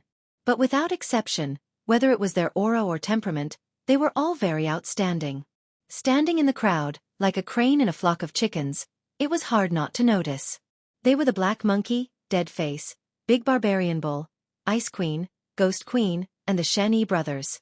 Hearing Wang Zicheng's words, the Black Monkey laughed and said, "Is there a need to say? As the descendant of the Qin Emperor, and also receive the inheritance of the Qin Emperor, the young master will definitely be doing well in the great Qin Empire." That's not necessarily true. Back then, the young master said that his relationship with the great Qin Empire was not that good. Dead Face said with a straight face. That was back then. Now that the young master is so strong, even the Mu family dares to make trouble, let alone the great Qin Empire. The Black Monkey immediately retorted. Speaking of the Mu family, I really admire the young master. Not only did he kill all the Mu family's war emperors, even Yiglao died in the Endless Sea. This method is really not something that the few of us can compare to. Big Barbarian Bull exclaimed. The Ice Queen, Ghost Queen, and the Xueqi brothers also nodded, their faces full of admiration. Wang Zicheng rolled his eyes and said to himself, "Now, as long as we pass through the space-time gate, we can directly enter the great Qin Empire's imperial capital. Should we go and take a look?" The Black Monkey and the others looked at each other and were a little tempted. Xueqi frowned and said, "That's not good. We are now disciples of the main pagoda. If we want to go to the great Qin Empire, shouldn't we ask the main pagoda master first?" Back then, the main pagoda master sent people to Qinghai to investigate. In the end, he took a fancy to the talent of Wang Zicheng and the others and wanted to take them in for his own use. Wang Zicheng later asked Qin Feiyang, and Qin Feiyang also agreed to let them enter the main pagoda. So now, Wang Zicheng and the others, not only had they joined the main pagoda, but they had also become disciples of the Saint Peak. Moreover, the main pagoda master valued the 8 of them and did not hesitate to nurture them. As a result, their cultivation was about to break through to the 3-star war emperor. Of course, compared to Viper and Dan Wang Kai, they were still far from it. After all, Viper and Dan Wang Kai were cultivating in the castle. 1 day was equivalent to 10 days. Ask for what? It's not like we're really working for the main pagoda. Moreover, with our talent, even if the main pagoda master knows that we went to the great Qin Empire without permission, he won't say anything. Wang Zicheng said proudly. Then, hearing Wang Zicheng's words, Xueqi couldn't help but feel restless. "Let's go!" The Black Monkey secretly yelled, and the group of 8 immediately flew toward the dimensional gate in a grandiose manner. "What are you going to do?" Seeing this, the other main pagoda disciples immediately looked at the 8 of them and asked. The 8 of them completely ignored them and turned into streams of light, directly passing through the space-time gate. "Stop!" Emperor Hong was standing at the side, watching the 8 of them enter the imperial capital openly. He frowned slightly and shouted, "Who are you? What qualifications do you have to control us?" Wang Zicheng looked at Emperor Hong proudly. Emperor Hong was stunned. Other than Qin Feiyang, there was actually someone who dared to speak to him like this? "Old man, don't block the way, okay? Just now, Lord Snow Python said that people from both continents can freely enter and leave. Do you want to disobey Lord Snow Python's orders?" The Black Monkey shouted. The Imperial Preceptor below, as well as the people of the imperial city, were all dumbfounded as they watched this scene. Were these 8 people stupid? Did they know who the old man standing in front of them was? He actually dared to be so presumptuous. Emperor Hong's face twitched as he asked, "Do you know my identity in the Great Qin Empire?" "Who cares about your identity? In short, a good dog doesn't block the way." Dead Face said indifferently. "What's the point of talking nonsense with him? Just go around him." The big barbarian bull coldly snorted, and really went around Emperor Hong's side. That expression, that gaze, was completely treating Emperor Hong as air. Wang Zicheng and the others glanced at Emperor Hong, and also brushed past him. With a face full of excitement, they flew towards the city below without looking back. Emperor Hong's veins were bulging. But in the end, because he was afraid of angering the snow python, he still endured it, shook his head and sighed. Young people nowadays are really rampant. After saying that, he turned into a stream of light with a heart full of helplessness and disappeared from the back mountain of the imperial palace. The imperial preceptor looked at Wang Zicheng and the others with deep meaning, and also opened a teleportation gate, disappearing without a trace. Not long after Emperor Hong and the imperial preceptor left, a few bold people in the main tower also followed Wang Zicheng and the others and entered the sky above the imperial city, their eyes full of surprise. Similarly, Chapter 1399. The 2 continents had entered an era of communication. Qin Feiyang didn't care at all. There was a saying that went, "Counter soldiers with arms, water with an earthware." It was useless to worry all day, so it was better to face it calmly. On a mountain peak, Qin Feiyang and Old Man Qin stood side by side. Old Man Qin looked in the direction of the imperial city and frowned. "Lu Xingchen is really Mu Tianyang?" Qin Feiyang nodded. "Then you have to be careful in the future. Cooperating with such a person is equivalent to asking a tiger for its skin." Old Man Qin said in a deep voice, full of worry. Qin Feiyang smiled and said, "Isn't he also asking a tiger for its skin by cooperating with me?" "You brat." Old Man Qin shook his head helplessly and said, "You are very smart, but after all, you are still young. And Mu Tianyang, as the emperor of the previous dynasty, is on the same level as the late emperor."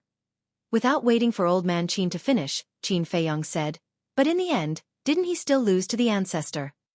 Old Man Qin said, "The late emperor is the late emperor, and you are you. There is no comparison between you and the late emperor." "I don't think so. I always believe that as long as I work hard, what the ancestor can do, I, Qin Feiyang, can also do." Qin Feiyang clenched his hands tightly, and his eyes were filled with a determined light. Seeing this, Old Man Qin couldn't help but shake his head with a hint of ridicule. In Old Man Qin's heart, no, in the hearts of everyone in the Great Qin, the late emperor was an unsurpassable existence. He was the god of the Great Qin. Therefore, in Old Man Qin's view, Qin Feiyang's thoughts were a little too naive. Qin Feiyang didn't take it to heart and said with a smile, "There is still half a month before the miracle opens. Old man, where are you going during this time?" "Me." Old Man Qin fell silent. A moment later, he laughed self-deprecatingly and said, "Now this old man is already a traitor, where else can I go?" Qin Feiyang sighed deeply and said with a smile, "I do have a place, but I don't know if you are willing to go." "Where?" Old Man Qin. "Ancient pagoda," Qin Feiyang said. Now that he was lacking false gods, if Old Man Qin was willing to enter the ancient pagoda, it would be like adding wings to a tiger. But that was only secondary. The main purpose of letting Old Man Qin enter the ancient castle was actually for Wang Yongfeng and the rest, as well as the Thunder Leopard and the other 2 beasts. Wang Yongfeng and the others, as well as the Thunder Leopard and the other 2 beasts, had already reached the peak of the 9-star combat emperor realm. It was urgent for them to comprehend the ultimacy of becoming gods. But it was common knowledge. To comprehend the profound meaning of becoming a god was not an ordinary difficulty. Therefore, if they had the help of Old Man Qin, who was a ready-made fake god, they would definitely be able to comprehend it much faster than if they were to comprehend it on their own. Furthermore, they hadn't opened the door of potential yet, so they needed Old Man Qin's help. Ancient pagoda. Old Man Qin remained silent. Qin Feiyang smiled and said, "Don't worry, I won't restrict your freedom. You can leave or stay as you wish." Old man Qin raised his head and looked at Qin Feiyong. Seeing Qin Feiyong's sincere expression, he nodded and smiled. All right, this old man is also very curious. What kind of spatial divine item is that ancient pagoda? But before we go to the ancient pagoda, can you let this old man take a look at your ancient castle first? Of course. Qin Feiyong was overjoyed. With a wave of his hand, the two of them entered the ancient castle. Greetings, Old Man Qin. Fatso, Wang Yongfeng and the others all stood up and bowed. Old Man Qin looked at them one by one. In the end, Old Man Qin's gaze locked onto Fatso, Wolf King, Lu Hong, and the pangolin beast who had followed Qin Feiyong since the beginning. His old eyes were filled with disbelief. These guys had actually already stepped into the Combat Emperor realm? Oh my god! How did they do it? Even if they had opened the gate of potential, it was impossible for them to be so fast. Qin Feiyong rolled his eyes and said with a mysterious smile, Old Man Qin, tell me a secret, but you have to promise me that you won't tell anyone, including the Emperor. Old Man Qin was startled. He turned to look at Qin Feiyong and asked suspiciously, You're so cautious, what secret? Promise me first. Qin Feiyong said. All right, this old man promises. Old Man Qin nodded. Qin Feiyong laughed. Actually, the time rules inside this ancient castle are different from outside. What do you mean? Old Man Qin was puzzled. What I mean is that there is a difference between the time here and the time outside. 10 days in the castle, 1 day outside. Fatso chuckled. What? Old Man Qin was dumbstruck. 10 days in the castle, only 1 day outside? What a joke. How could there be such a heaven-defying thing? However, when he looked at the others, he found that they were all serious and didn't seem to be joking at all. Old Man Qin swallowed his saliva, looked at Qin Feiyong and asked, Really? Qin Feiyong nodded. Old Man Qin's expression became dull again. He really couldn't accept it. This was simply too ridiculous. After a long time, Old Man Qin finally calmed down the shock in his heart and scanned the crowd. It turned out that this was the reason why everyone had improved so quickly. Phew! He let out a long sigh of relief, looked at Qin Feiyong and said, Let's go to the ancient pagoda to take a look. All right. Qin Feiyong nodded. Suddenly, he seemed to have thought of something, looked at Thunder Leopard, Wang Yongfeng and the others, and said, You guys accompany Old Man Qin to the ancient pagoda. What about you? Thunder Leopard asked. I suddenly remembered that I still have something to deal with. After Qin Feiyong finished speaking, he sent a sound transmission. Make good use of it, because if you want to open the gate of potential, you will need Old Man Qin's help. As soon as they heard about the gate of potential, Thunder Leopard, Wang Yongfeng and the others couldn't help but become excited. Thunder Leopard thought to himself, Don't worry, I will definitely take good care of him. Qin Feiyong smiled faintly, waved his hand, and the group immediately disappeared. Qin Feiyong also took an illusory form pill and turned into a middle-aged man. Then, he left the ancient castle, opened the teleportation gate, and directly entered the inner city. At the same time, Mu family. In the Great Council Hall, Lu Xingchen sat on the main seat, staring at Mu Chongyun and Mu Chongfeng who were standing opposite him, his face as gloomy as water. At the side, Mu Qing's hands were tightly clenched together, his eyes were bloodshot, and his entire body was filled with an astonishing amount of hostility. And opposite him, Mu Chongyun and Mu Chongfeng stood respectfully, their heads lowered, not daring to look at Lu Xingchen. The two supreme existences at the peak of the false god realm were like two children who had done something wrong in front of Lu Xingchen, terrified and uneasy. Bang! Suddenly, Lu Xingchen slammed his palm on the table and stood up. Mu Chongyun and Mu Chongfeng's bodies trembled, and they directly knelt on the ground, their faces full of panic. Lu Xingchen looked at the two coldly and said, When Mu Qing returned from the 9 Nether Yellow Springs, did I ask him to tell you not to underestimate Qin Feiyong? Yes.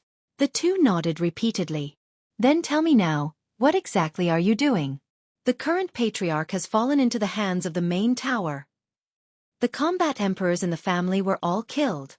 Even Yiglao was buried in the endless ocean. Is this how you protect them? Lu Xingchen roared, his hair standing on end.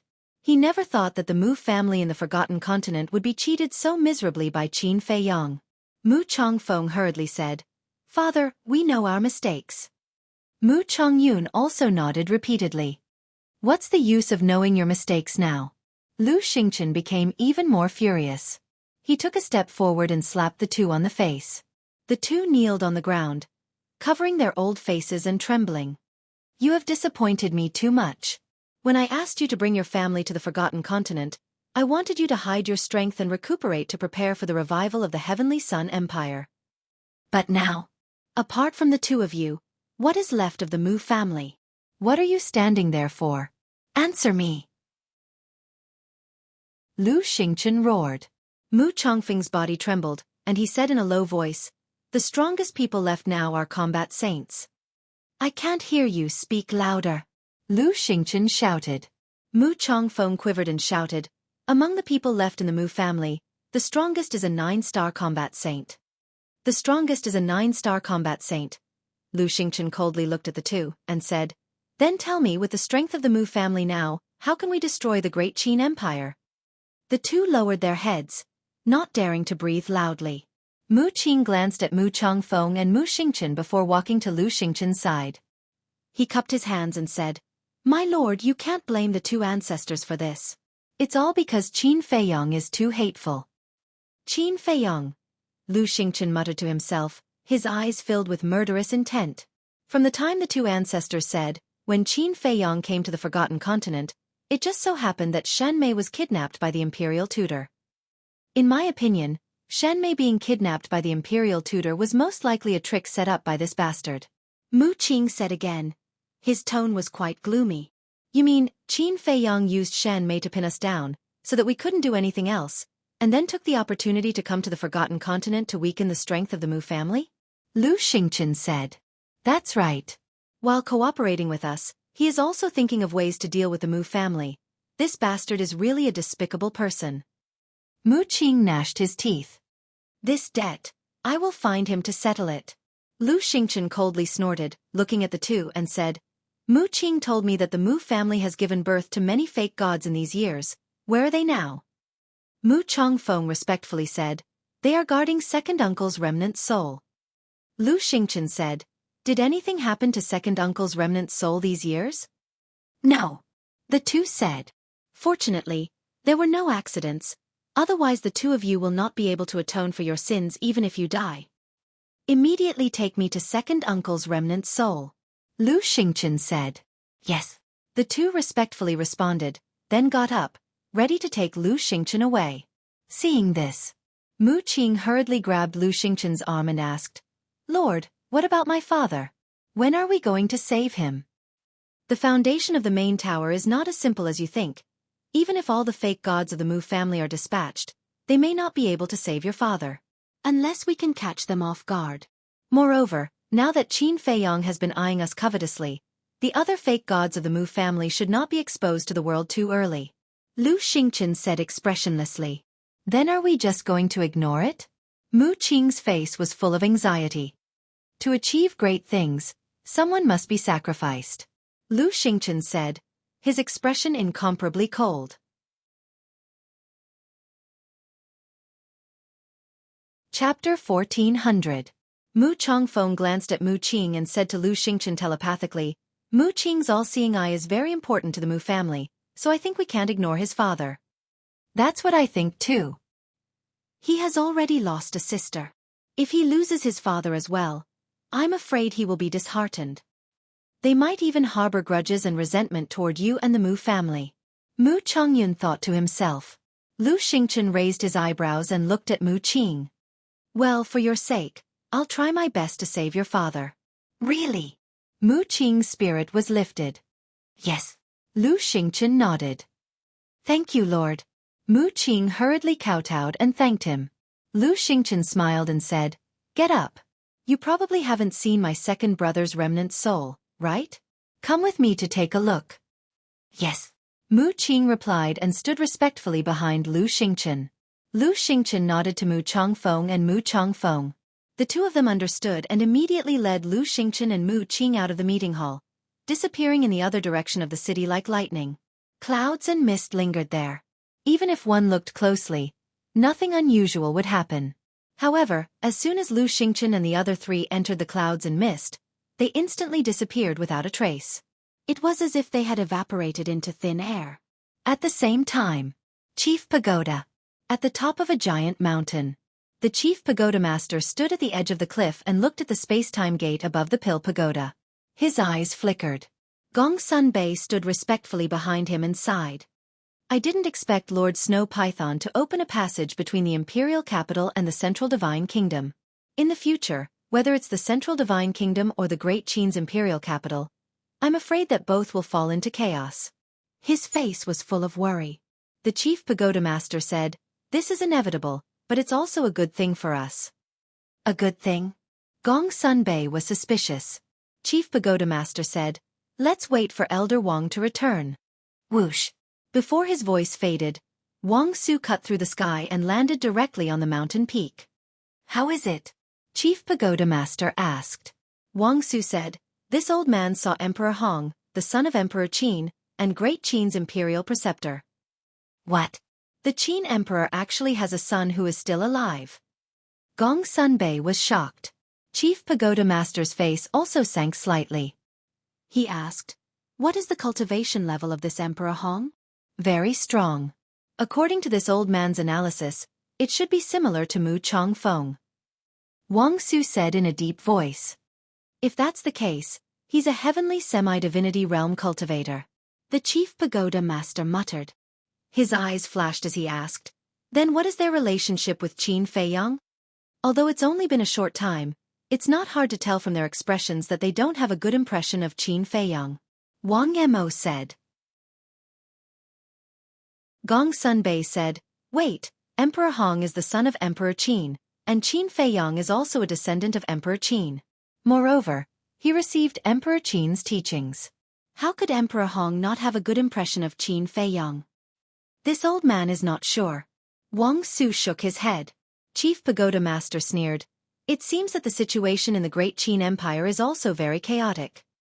Wang Su asked, "Then, should we send someone to the imperial capital to investigate?" "No need. Wang Zicheng and the others have already entered the imperial capital. I believe that the matter of Great Qin will soon spread to the Central Divine Kingdom." Chief Pagoda Master smiled. Gong Sun Bei heard this and asked calmly, "My lord, what exactly do you want to do?" "What do I want to do? Qin Feiyang has schemed against my Chief Pagoda time and time again. Of course, I can't just let it go like this." Chief Pagoda Master sneered, killing intent surging in his eyes. Sigh. When will revenge breeds revenge? Gong Sun Bei sighed inwardly. However, he also knew that he couldn't control Chief Pagoda Master. "That's right. This old man also discovered something," Wang Su said. "What is it?" Chief Pagoda Master asked. "Mu Zhongyun brought a young man into the Forgotten Continent," Wang Su said. Chief Pagoda Master said, "Gong Sun Bei and I have been here all this time, and we also saw that young man. Is there a problem with him?" "Yes. And there's a big problem with him. This young man only has the cultivation of a combat emperor, but Mu Zhongyun was very respectful when he saw him. It gave this old man the feeling that he was seeing his ancestor," Wang Su said in a deep voice. "What? There's actually such a thing?" Chief Pagoda Master's expression changed. Gong Sun Bei also had a look of disbelief. After coming back to his senses, Chief Pagoda Master immediately looked at Gong Sun Bei and Wang Su and said, "Investigate immediately. You must find out his identity." Gong Sun Bei frowned and said, "He went to the Mu family. How are we going to investigate?" "Although he went to the Mu family, he's still a person of Great Qin. I believe that there must be someone in the imperial capital who knows his identity. I have a feeling that if this person isn't eliminated as soon as possible, he will bring disaster to our Chief Pagoda sooner or later." Chief Pagoda Master said in a deep voice. "Is it that exaggerated?" Wang Su frowned. Gong Sun Bei asked, "Then I'll send someone to the imperial capital to investigate now?" Chief Pagoda Master nodded. Inner City. A burly man stood in front of the gate of a Marshal Marquis's mansion. He didn't say a word, as if he was waiting for something. However, the burly man's cultivation wasn't high. He was only a 3-star war sect. There were 3 guards on both sides of the gate. They were all curiously sizing up the burly man, but at the same time, They were also on guard. Not long after, a guard walked out from inside and stood on the steps. He looked down at the burly man and said, "The Marquis has agreed to see you. Follow me." The burly man's eyes flashed as he followed the guard in. Inside the Marquis's mansion, there was a garden, a pavilion, a small bridge, and flowing water. It was quite elegant and quiet. In a corridor, a guard led the way and asked, "May I ask who you are? Why do you want to see the Marquis?" The burly man laughed. "This has nothing to do with you." Hearing this, the guard's face immediately darkened. He turned and stared at the burly man, a cold light flashing in his eyes. The burly man chuckled and said, "Did I say anything wrong? I'm looking for Marquis Xiao. It has nothing to do with you. It has nothing to do with me. But if you die here, I'll report to the Marquis. It's just a lunatic who came. I don't think the Marquis will ask anything." The guard sneered. The burly man was startled for a moment, then suddenly grinned. "You have guts, you dare to threaten me." The guard was silent and only looked at him coldly.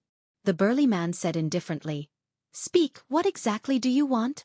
The guard looked around, and seeing that there was no one around, he said in a deep voice, "I just want to know who you are." The burly man raised his eyebrows without leaving a trace. A mere guard actually tried to inquire about his identity. This clearly didn't make sense. The burly man asked, "Did the Marquis of Xiao tell you to do this?" "Don't worry about that." The guard's arrogance was very arrogant. The burly man smiled helplessly and said, "All right, my name is Nie Shan. I'm an ordinary citizen of the 3rd District." The guard said, "Why would an ordinary citizen come looking for the Marquis?" The burly man said, "I have some private matters to report to the Marquis of Xiao." "What private matter?" the guard asked. "Didn't you say you only wanted to know my identity? Now that I've told you my identity, why are you still asking so much?" The burly man frowned, obviously losing his patience. The guard's gaze turned cold as he shouted, "If I tell you to speak, then speak. What nonsense are you spouting?" The burly man sized up the guard. The guard also stared at the burly man sinisterly, but gradually, the guard's expression became somewhat unnatural, as if he had done something wrong, giving people a feeling of guilt. The burly man's eyes flashed. A guard asking all sorts of questions, no matter how he looked at it, it didn't seem normal. Shwa! Suddenly, the burly man waved his hand, and the guard felt his body lighten. In the next moment, he appeared in an unfamiliar stone room. Moreover, this stone room was completely sealed off. "Where is this?" The guard looked around in bewilderment. Suddenly, he saw a group of people and berserk beasts in the stone room. Among them, the most eye-catching ones were a fatso and a wolf. "How could it be you?" The guard looked at Fatso and the wolf, his face full of panic. Fatso said, "Is it strange? This used to be our territory." "Is this place?" "It's the castle." The guard's face changed greatly, turning his head to look at the burly man, his face full of fear, exclaiming, "You are Qin Feiyang." "Yes, it's me." The burly man nodded. The guard immediately knelt on the ground begging, "Young Master Qin, I have eyes but fail to see. Please be magnanimous and forgive me this time." Qin Feiyang laughed. "If you have eyes but fail to see, I will definitely not bother with you." "What do you mean?" The guard panicked and asked nervously. "Don't you understand? Then let me tell you. Although I have changed my appearance and you can't recognize me, but your Marquis has already agreed to see me, so I am your Marquis guest. But you actually asked me again and again about my identity, and even forced me to tell you the purpose of looking for your Marquis. Tell me, which god of the House of Marquis has such guts? The most important thing is that when you asked me these questions, you still chose a place where there was no third person. Doesn't this show that there are many problems with you?" Qin Feiyang laughed. The guard's face was gloomy. "Just based on these, you can actually see that there is a problem with me. Qin Feiyang is indeed Qin Feiyang. Since you have already seen through me, then go to hell." Suddenly, the guard laughed sinisterly and suddenly jumped up. His aura erupted as he punched towards Qin Feiyang's mind. "What? 9-star War Emperor?" Fatso and the others' expressions changed. Unexpectedly, this person was actually hiding his cultivation. Wolf King shouted, "Little Qin Zi, quickly throw him out." If the Thunder Leopard, the three beasts, and Wang Yongfeng were still here. Even if this person was a 9-star war emperor, they would not be moved. But now, everyone went to the ancient pagoda. With their current strength, they could not stop this person at all. When I kill you, none of the people and beasts around you will live. The god laughed sinisterly. I'm afraid you don't have the ability. Qin Feiyong smiled contemptuously and waved his hand. The guard immediately disappeared. At this time, only then did everyone breathe a sigh of relief. Fatso asked, "Where did you send him? Have you seen any god of the House of Marquis with a 9-star war emperor cultivation?" So of course, I sent him to the ancient pagoda and interrogated him clearly. Qin Feiyong said with a faint smile. Fatso and the others looked at each other and couldn't help but laugh. What kind of place was the ancient pagoda? That was Qin Feiyong's current headquarters, and all the experts around him were inside. It was no exaggeration to say that whoever wanted to enter the ancient pagoda was equivalent to entering a dragon's pool and tiger's den. Chapter 1401. At the same time. An ancient tower. Above a mountain range. A guard appeared out of thin air. Looking at the unfamiliar landscape, his face was filled with bewilderment. Where was this? What was going on? Where was Qin Feiyong? Roar. Suddenly, a series of deafening beast roars sounded. The guard was shocked. He lowered his head and scanned the mountains and rivers below. His eyes were suddenly filled with horror. He saw more than a dozen ferocious-looking beasts flying out of the jungle and standing in mid-air. They raised their heads and looked at him curiously. The aura that these beasts exuded was that of a 9-star combat emperor. Why are there so many 9-star emperor beasts? The guard's face was dull. Below, a beast looked at the guard and asked suspiciously, "Is he also Boss Qin's guest?" "He doesn't look like one. He looks shifty-eyed." Another beast shook its head, looking charmingly naive. "This is your fault. How can you judge a book by its cover? Although he looks ugly, what if he has a beautiful heart?" Another beast said, "Keep bragging. In this world, other than Boss Qin, which human isn't a cunning old fox?" Wrong. Boss Qin is also very cunning, but his cunning is targeted at outsiders. Stop talking. This guy is definitely not a good person. Let's be careful. The group of ferocious beasts looked at the guards warily while commenting. And they didn't transmit their voice. The guards heard every single word. "I look shifty-eyed?" His face suddenly darkened and he shouted, "You're courting death." Ah! The group of beasts was stunned. Boom! The guard took a step forward, and a terrifying aura rushed towards the group of ferocious beasts with an overwhelming force. "Are you sure you want to make a move?" A beast looked at him strangely. "Why? Do you think you have the advantage because you have more people?" The guard looked disdainful. Although these beasts were all 9-star combat emperors, he was confident that he could kill this group of beasts with his perfect battle art. Hee. The group of beasts immediately laughed. "What's the situation?" Seeing this, the guard was surprised. Suddenly, one of the beasts roared, "Brothers, someone wants to bully us. Come and help." His voice was like a great bell, resounding in all directions. Roar! Immediately, deafening roars rang out one after another from the surrounding mountains and rivers. What? The guard scanned the surrounding mountains and rivers in shock. "Who dares to bully us? Do you want to die?" "Humph. This emperor wants to see who has the guts to come to our territory and cause trouble." Following a series of furious roars, several ferocious beasts dashed out from the mountain. Some were as big as mountains, while others were as small as boulders. This. The god was dumbfounded. 5, 10, 20, 40. How could there be so many 9-star monarch beasts? And it wasn't over yet. There were even more 9-star monarch beasts flying over from the void in the distance. They were densely packed and majestic. It was simply shocking. "What did you just say?" "We didn't hear you clearly. Say it again." "Don't worry, we won't beat you up." Those ferocious beasts that appeared at the beginning stared at the guard playfully at this moment. The guard stammered and his face turned pale. "Say it. What's wrong? Are you scared? Where's your arrogance just now?" Facing the clamoring of a group of ferocious beasts, The guard didn't dare to say a word. His heart was drowned in deep fear. The other ferocious beasts flew over and directly surrounded the guard without saying a word.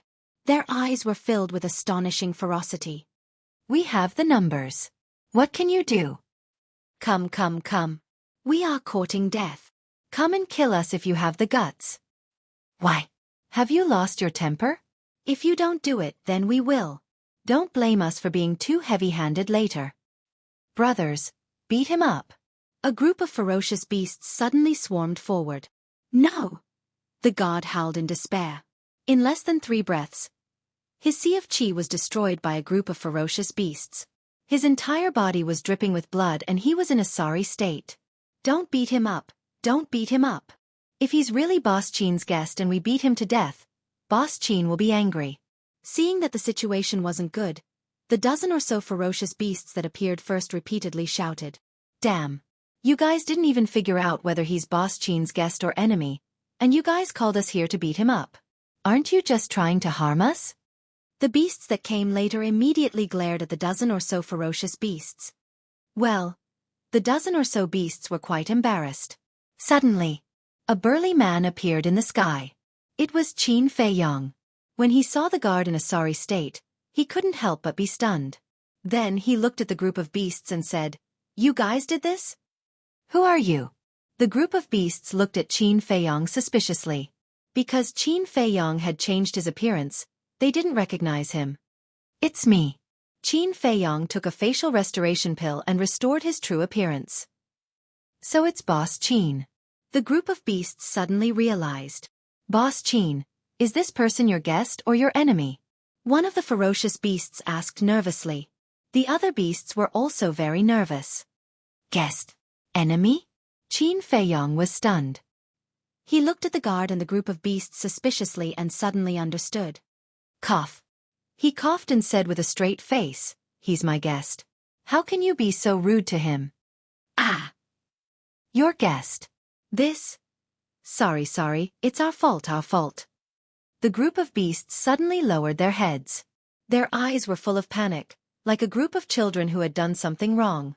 Qin Feiyong continued with a straight face, Beating my guest like this, you guys are too bold. Tell me, how should I punish you now? Don't. We didn't do it on purpose. Yeah. It's not our fault. He's too arrogant.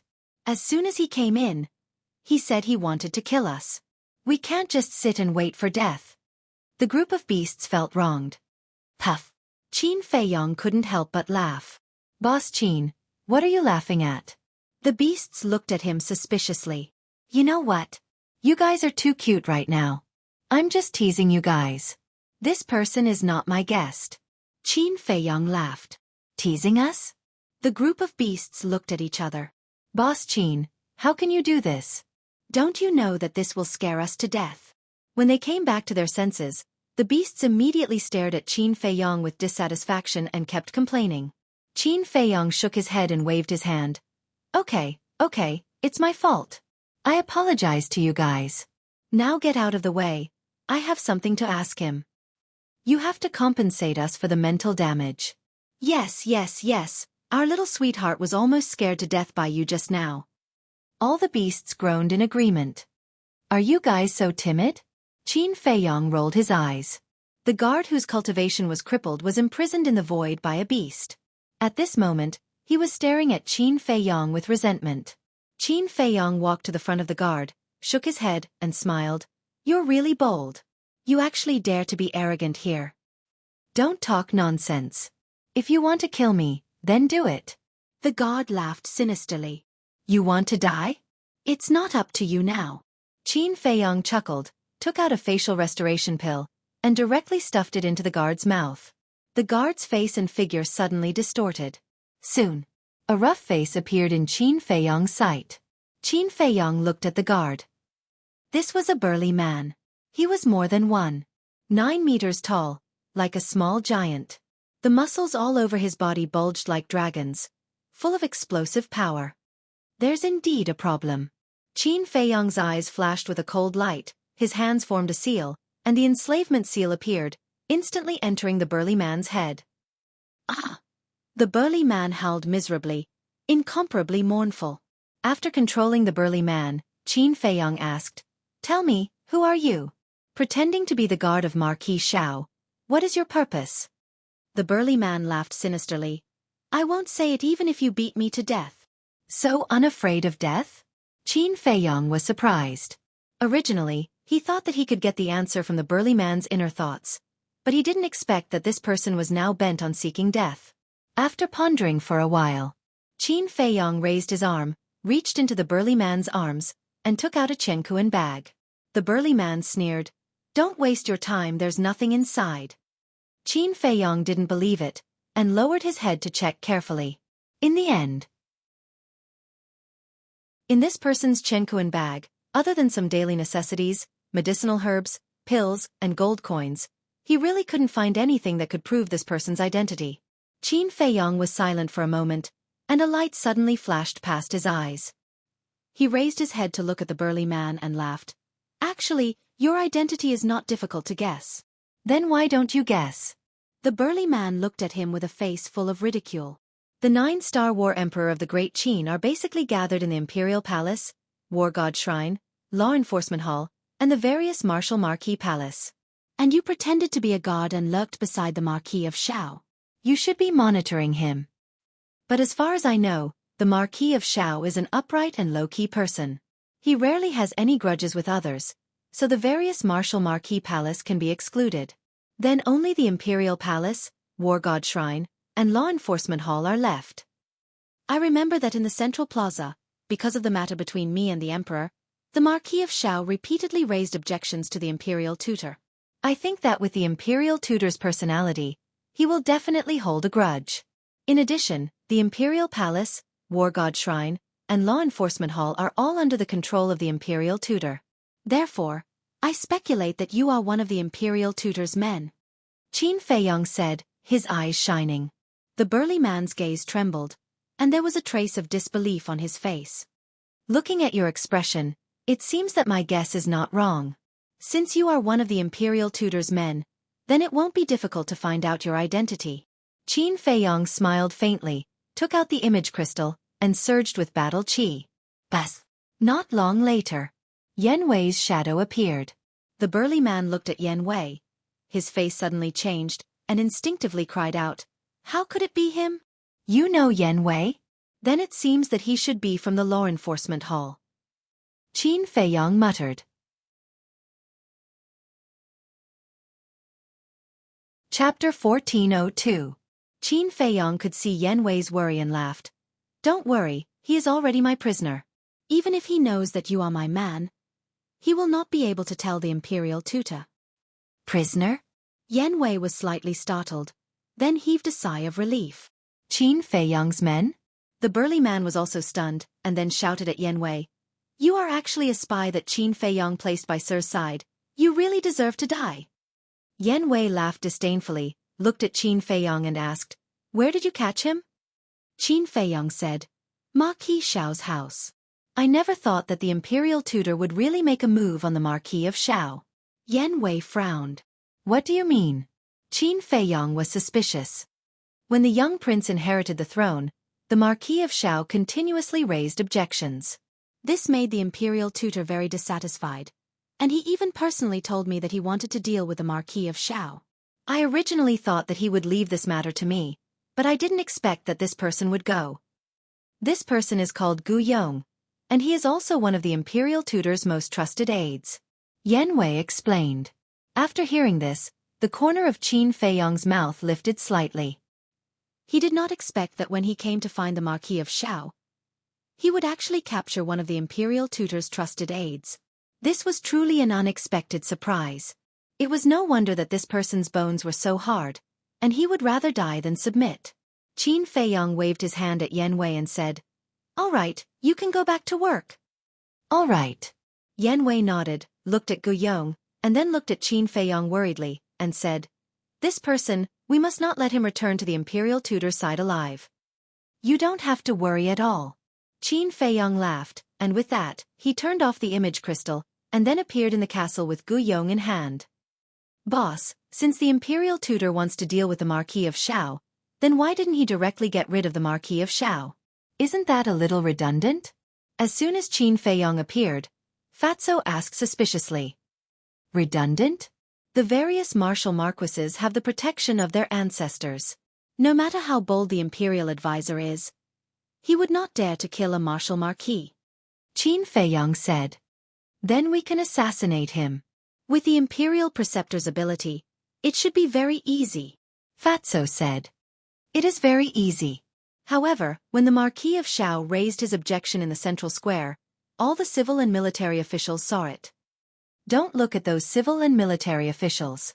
They usually seem weak, incompetent, and timid, but they are all very shrewd. They all know in their hearts that the Marquis of Shao had angered the imperial advisor. If the Marquis of Shao is assassinated at this time, then there will definitely be people who suspect the imperial advisor. At this critical juncture, the imperial preceptor does not dare to take this risk. Qin Feiyong sneered. I see. Fatso was suddenly enlightened. He looked at Gu Yong and asked, then how should we deal with this person? He's still useful. Keep an eye on him. Don't let him find a chance to commit suicide. Qin Feiyong instructed before changing back to his previous appearance. Concealing his cultivation, he appeared in the corridor of the Marquis's mansion. He looked around and walked towards the end of the corridor. Not long after, a garden entered his line of sight. In the garden, there was a 17 or 18-year-old woman. She wore a light green dress and had long black hair that draped over her shoulders. She had an exquisite figure and looked youthful and beautiful. The woman was squatting in a field of flowers, fiddling with a few wild flowers. At the side, there were two maids accompanying him. Qin Feiyong looked at the woman and entered the garden. Who are you? Seeing Qin Feiyong, the two maids immediately became vigilant. The green-clothed woman also raised her head to look at Qin Feiyong, her bright eyes carrying a trace of suspicion and curiosity. Qin Feiyong walked to the front of the three of them, looked at the green-clothed woman, cupped his hands and smiled. I am Ye Shan. I have something to discuss with the Marquis of Shao. I hope Miss can guide me. To see father? The green-clothed woman was taken aback. She stood up and looked at Qin Feiyong. She asked suspiciously, is there no one to lead the way for you? So it's the daughter of the Marquis of Shao. Qin Feiyong muttered and laughed. Just now there was a guard leading the way, but halfway there, he seemed to have something to do and left. He pointed me in the direction and told me to look for him, but this Marquis's mansion is too big. I really don't know where to find the Marquis of Shao. They actually dare to neglect father's guests. These guards are getting more and more presumptuous. Hearing this, the green-clothed woman's delicate face was filled with anger. She then looked at Qin Feiyong and laughed.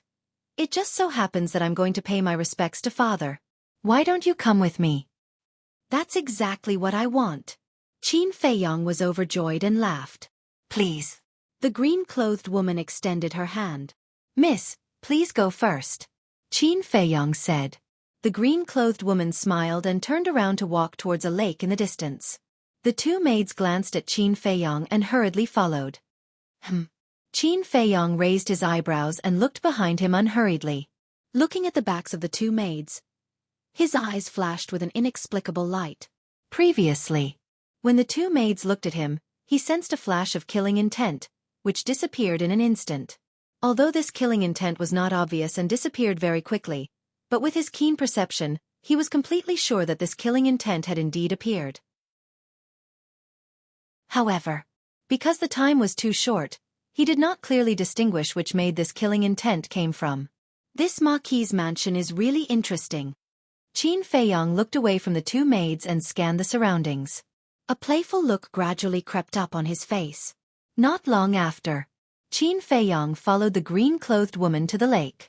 The lake was about half a mile long. The clear lake water was rippling in the wind. It was very quiet here. The surrounding vegetation was lush and full of vitality. On the east side of the lake, a courtyard quietly sat by the lake. At this moment, outside the courtyard, a middle-aged man in a purple robe was sitting alone at a stone table. He was drinking tea while looking at the surface of the lake. He looked like he had a lot on his mind. That's right. This person was Marquis Shao. Father is over there. The green-clothed woman said to Qin Feiyong and trotted towards the middle-aged man. At the same time she exclaimed, "Father!" The green-clothed woman's voice awakened Marquis Xiao. He raised his head to look at the green-clothed woman. His weather-beaten face suddenly revealed a trace of doting. However, when he looked at Qin Feiyong, there was a trace of suspicion in his eyes. Soon, the four of them walked in front of Marquis Xiao. "Greetings, Marquis." The two maids bowed. "Greetings, Marquis Xiao." Qin Feiyong also cupped his hands and bowed. "Yes." Marquis Xiao nodded, looked at Qin Feiyong and asked, "Are you the person that the guard mentioned before?" "Yes." Qin Feiyong nodded. Marquis Xiao asked, "Why are you looking for this marquis?" "This." Qin Feiyong glanced at the green-clothed woman and the two maids. As a marquis, how could he not understand what Qin Feiyong meant? He said indifferently, "There are no outsiders here. If you have something to say, just say it." "That's not necessarily true," Qin Feiyong said meaningfully. Marquis Xiao raised his eyebrows and pointed to the green-clothed woman. "She is this marquis's daughter, you still don't believe me?" Qin Feiyong said, "Marquis's daughter, naturally there's no problem." "What do you mean?" "According to what you said, there's a problem with my two maids." "Don't be too presumptuous. They grew up with me. Although they are my maids on the surface, we are actually like sisters," the green-clothed woman said angrily. Don't be rude." Marquis Xiao berated, looked at Qin Feiyong and said, "If you have something to say, then say it quickly, otherwise this marquis will give the order to leave." Sigh. Marquis is in danger right now, but he doesn't know about it at all. How sad. Qin Feiyong sighed. Impudent. Marquis Xiao suddenly stood up, and a terrifying emperor's might pressed towards Qin Feiyong. Qin Feiyong's eyes flashed. He suddenly turned around and rushed towards the two maids. "What are you doing?" The two maids immediately retreated in fear. The green-clothed woman's expression also changed, and she shouted, "Father, quickly stop him!" Marquis Xiao was furious, and slapped towards Qin Feiyong's back. But Qin Feiyong ignored him, stared at the two maids and muttered, "Let's see how long you can hide." Boom! The aura of a 5-star war emperor suddenly erupted. "What? So strong?" Marquis Xiao was shocked, and immediately used his full strength, the battle qi in his palms surging out. At the same time, Qin Feiyong had already arrived in front of the two maids, raised his hands, and grabbed towards the two maids' heads. His 10 fingers were bent like 2 eagle claws. Red sword qi lingered around, emitting a terrifying sharpness. The two maids' faces turned pale, but they did not retaliate. Qin Feiyong looked at them and laughed sinisterly. "If you continue to endure, you will only die." Before he could finish, one of the maid's eyes flashed with a hint of struggle, and then a terrifying emperor's might rushed out from her body. It was the 9-star war emperor. How is this possible? The other maid, the green-clothed woman, looked at the maid in shock. Marquis Xiao also braked and stopped behind Qin Feiyong, his face full of shock and bewilderment. The maid glanced at Marquis Xiao, stared at Qin Feiyong sinisterly, and said, "You dare to destroy my plan, no matter who you are? You must die today." Finished. She raised her arm like lightning and slapped Qin Feiyong's chest with her palm. "With just you?" Qin Feiyong laughed disdainfully and retreated a step. At the same time, with a thought, Thunder Leopard and the other two beasts appeared in front of him out of thin air. What's going on? Facing this sudden turn of events, Thunder Leopard and the other two beasts were stunned. It's them. Could this person be? At the same time, seeing Thunder Leopard and the other two beasts appear, Marquis Xiao and the maid's expressions changed. They immediately looked at Qin Feiyong, and a terrifying name appeared in their minds at the same time. Qin Feiyong. Qin Feiyong shouted, "Stop talking nonsense, quickly cripple her." Cripple who? Thunder Leopard and the other two beasts turned to look at Qin Feiyong with dumbfounded expressions. They couldn't hear anything from the inside of the ancient pagoda, so even now, they still hadn't figured out what was going on. Her. Qin Feiyong pointed at the maid. Thunder Leopard and the other two beasts looked at the maid, their eyes suddenly bursting with an astonishing ferocious light. Although he didn't know what was going on, the person that Qin Feiyong wanted to kill was definitely an enemy. Seeing this, the maid turned around and fled. Heh! Thunder Leopard grinned, turned into the power of thunder, and instantly caught up to the maid, slapping her back with his claws. Ah! The maid let out a blood-curdling scream and fell into the lake below, splashing up huge waves. Thunder Leopard stood in the air, looked at the lake with contempt, and said, "Second brother, third brother, I'll leave the rest to you guys. Let's end this quickly," Qin Feiyong added. "Don't worry. We don't need 5 breaths of time to end the battle. After all, we are from the Sea of Samsara. Fighting in the water is our forte." Chapter 1403. Boom. Crash. At the bottom of the lake, a series of earth-shattering sounds rang out. On the surface of the lake, waves covered the sky. The entire house of Marquis was trembling violently. Cracks spread out in all directions with the lake as the center. "Qin Feiyong, tell your 2 subordinates to hurry up, or else the house of Marquis will be destroyed." Seeing this scene, Marquis Xiao was burning with anxiety. But before he could finish his sentence, the battle fluctuations subsided. Dong! The seal and leopard brought a bloody woman out of the lake and landed in front of Qin Feiyong. "I said it won't take 5 breaths, so it won't take 5 breaths. Done." Seahorse said with a triumphant smile. "Very good." Qin Feiyong nodded. Whoosh! At this moment, accompanied by the sound of something tearing through the air, the guards of the house of Marquis rushed over. Qin Feiyong looked at Marquis Xiao and said indifferently, "You should know what to say, right?" Marquis Xiao took a deep look at Qin Feiyong and nodded. "I know." Qin Feiyong waved his hand and disappeared without a trace with the 3 beasts and the woman. Not long after, the guards of the house of Marquis rushed over. When they saw the lake that was filled with cracks, their expressions changed drastically. A guard captain asked, "Marquis, what's going on?" Marquis Xiao laughed. "Just now, this Marquis was teaching Kai how to cultivate and accidentally made some noise. Everyone, don't panic." Teaching the young miss to cultivate?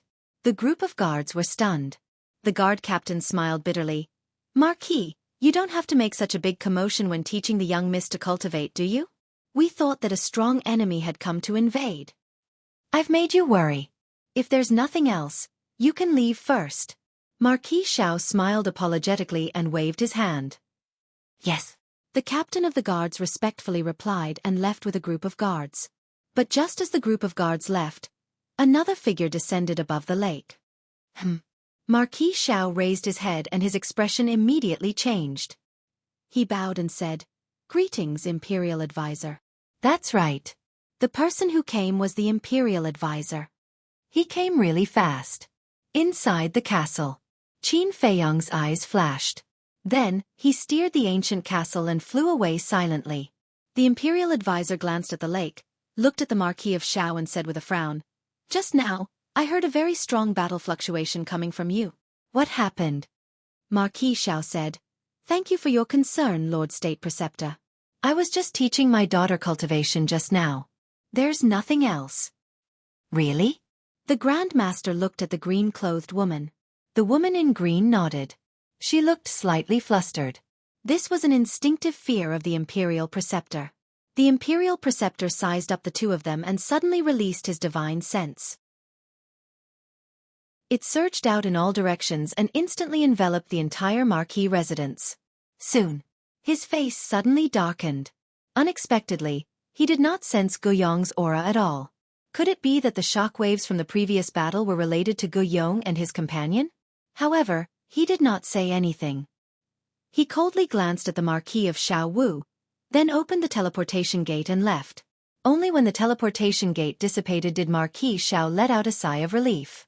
The woman in green asked, "Father, isn't this Imperial Preceptor too concerned about us?" Marquis Xiao said in a deep voice, "It's not as simple as you think." "What do you mean?" The green-clothed woman was suspicious. That maid's identity had just been exposed by Qin Feiyong, and the Imperial Preceptor had already arrived at our Marquis residence. "What does this mean?"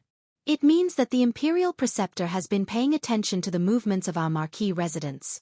I guess that maid is most likely a spy that the Imperial Preceptor planted by your side," Marquis Xiao said. "What? Why would he do that?" The green-clothed woman's expression changed. The remaining maidservant was also shocked. "Why else? It must be because I repeatedly raised objections to Emperor Hong in the central square and angered him. Marquis Xiao coldly snorted. This old thing is too much. The green-clothed woman's face was filled with anger, and her bright eyes were filled with disgust. His Majesty Hao Tian is young and ignorant, and is unable to handle state affairs. As for Emperor Hong, he lives in seclusion and has no intention of managing these things. Right now, the person controlling the power behind the scenes is the Imperial Preceptor.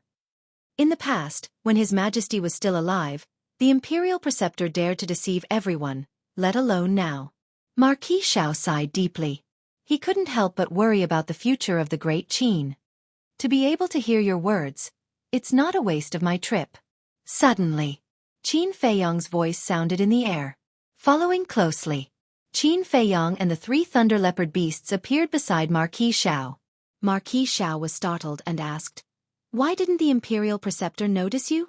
Qin Feiyong said, "As soon as I saw the Imperial Preceptor appear, I left." Marquis Xiao said, "You knew that he would use his divine sense to find you? He's not looking for me. He's looking for his lackeys." Qin Feiyong waved his hand, and Gu Yong and the maid appeared in front of Marquis Xiao. Both of them had their chi-seas crippled and were dripping with blood. Marquis Xiao sized up Gu Yong and asked in surprise, "Who is he?" Qin Feiyong said, "He is the god who came to report to you before." "How could this be?" Marquis Xiao's face was lifeless.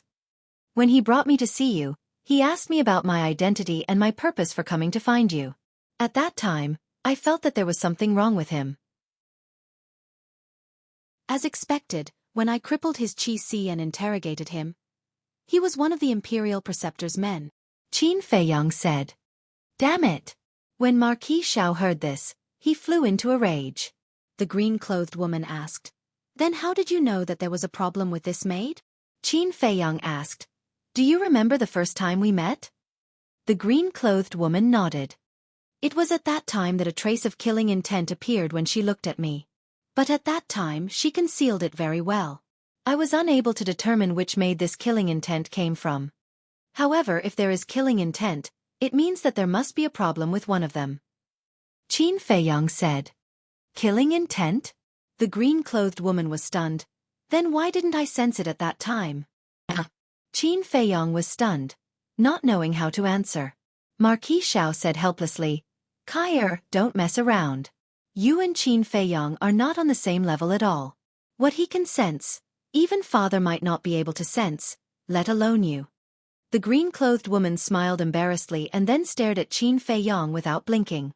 Her moving eyes were filled with curiosity. What kind of man was this? Marquis Xiao took a deep breath and bowed to Qin Feiyong, saying, "Thank you. If it wasn't for you, I'm afraid I wouldn't have known that there were 2 biting dogs hiding by my side." Marquis Xiao was also a smart person.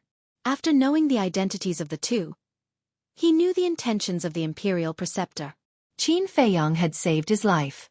No. He had saved his entire house of Marquis. It's just a small matter.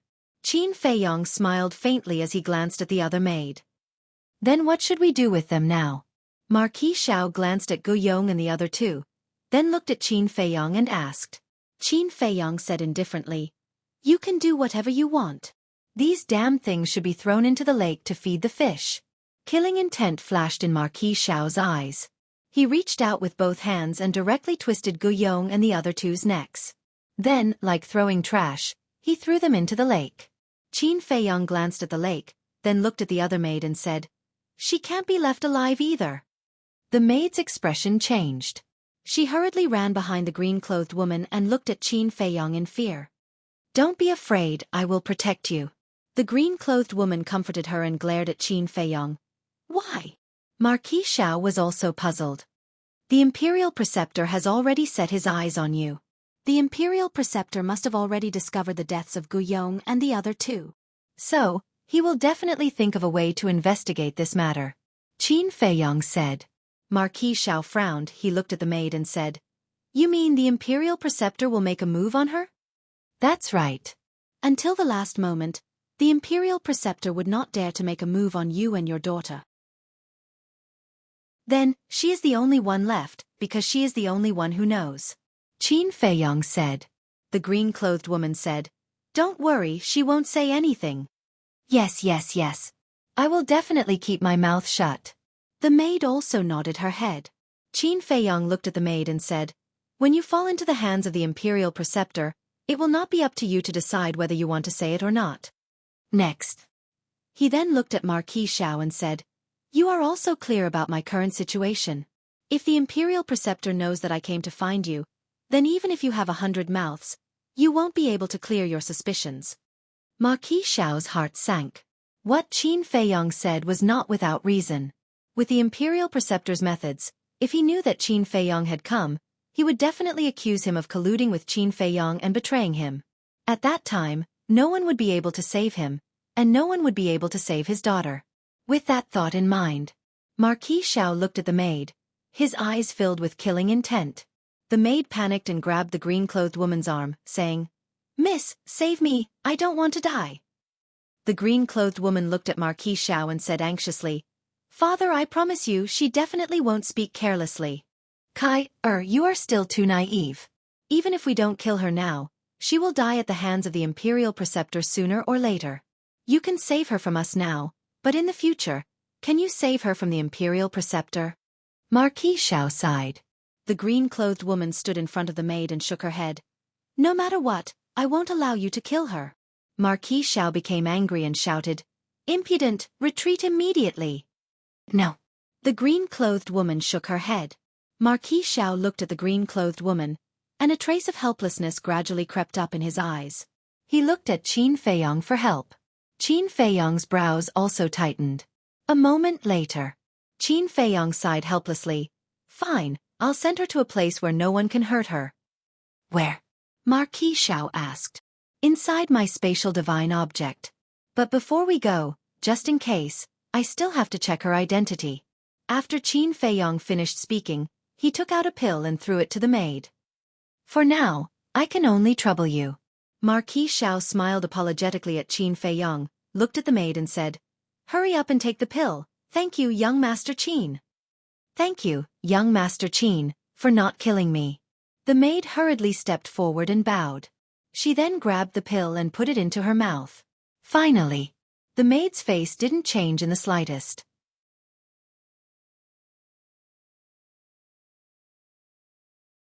Chapter 1404. Bas. Just as Qin Feiyong was about to send the maid to the ancient pagoda, Marquis Xiao suddenly extended his hand and said, Wait. What is it? Qin Feiyong looked at him suspiciously. Marquis Xiao pondered for a moment, then raised his head to look at Qin Feiyong, cupped his hands and said, I have a presumptuous request. Speak. Qin Feiyong said. Marquis Xiao said, I want Kai to go to your space-time divine object. Qin Feiyong frowned. You have to be clear, this is not a shelter. I know. But now, the Imperial Tutor has his eyes on us. What if he makes a move on Kai? I only have one daughter. I don't want anything to happen to her, so I'm begging you. Marquis Xiao bowed. Qin Feiyong said, Then aren't you afraid that I will harm your daughter? You should know that I am not a good person either. Marquis Xiao laughed. Although you are indeed not a good person, but in front of righteousness, I still trust you. Qin Feiyong shook his head and smiled, then nodded. All right, I will agree to your request, but you have to agree to one of my requests. This can be considered a fair trade. Speak. Marquis Xiao said. Qin Feiyong said, I need you to convince the other Marquis to stand with me at the critical moment. Marquis Xiao was stunned and frowned. I'm afraid this is not an easy task. After all, everyone thinks that you killed His Majesty. Do you believe it? Qin Feiyong asked. Marquis Xiao didn't know how to answer. Qin Feiyong said, I can tell you clearly that the Emperor is not dead, nor is he imprisoned by me. Old Man Qin and the commander of the Kirin army are also insiders. Marquis Xiao was dumbstruck. I'll be more straightforward. Old Man Qin and the commander of the Kirin army are standing with me because they believe that I won't do anything to harm the great Qin Empire. Of course I won't force you. It's your freedom to believe it or not. Qin Feiyong said lightly. Marquis Xiao's eyes revealed a look of struggle. A moment later, he nodded fiercely and said, All right, I believe you. I will try my best to convince the other Martial Marquis. Actually, it's not difficult to convince them.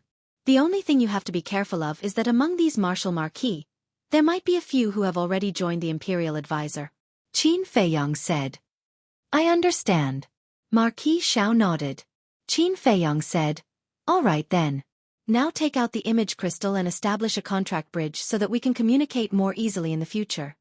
After establishing the contract bridge, Qin Feiyang disappeared with the thunder leopard, the 3 beasts, and the green-clothed woman. Alas!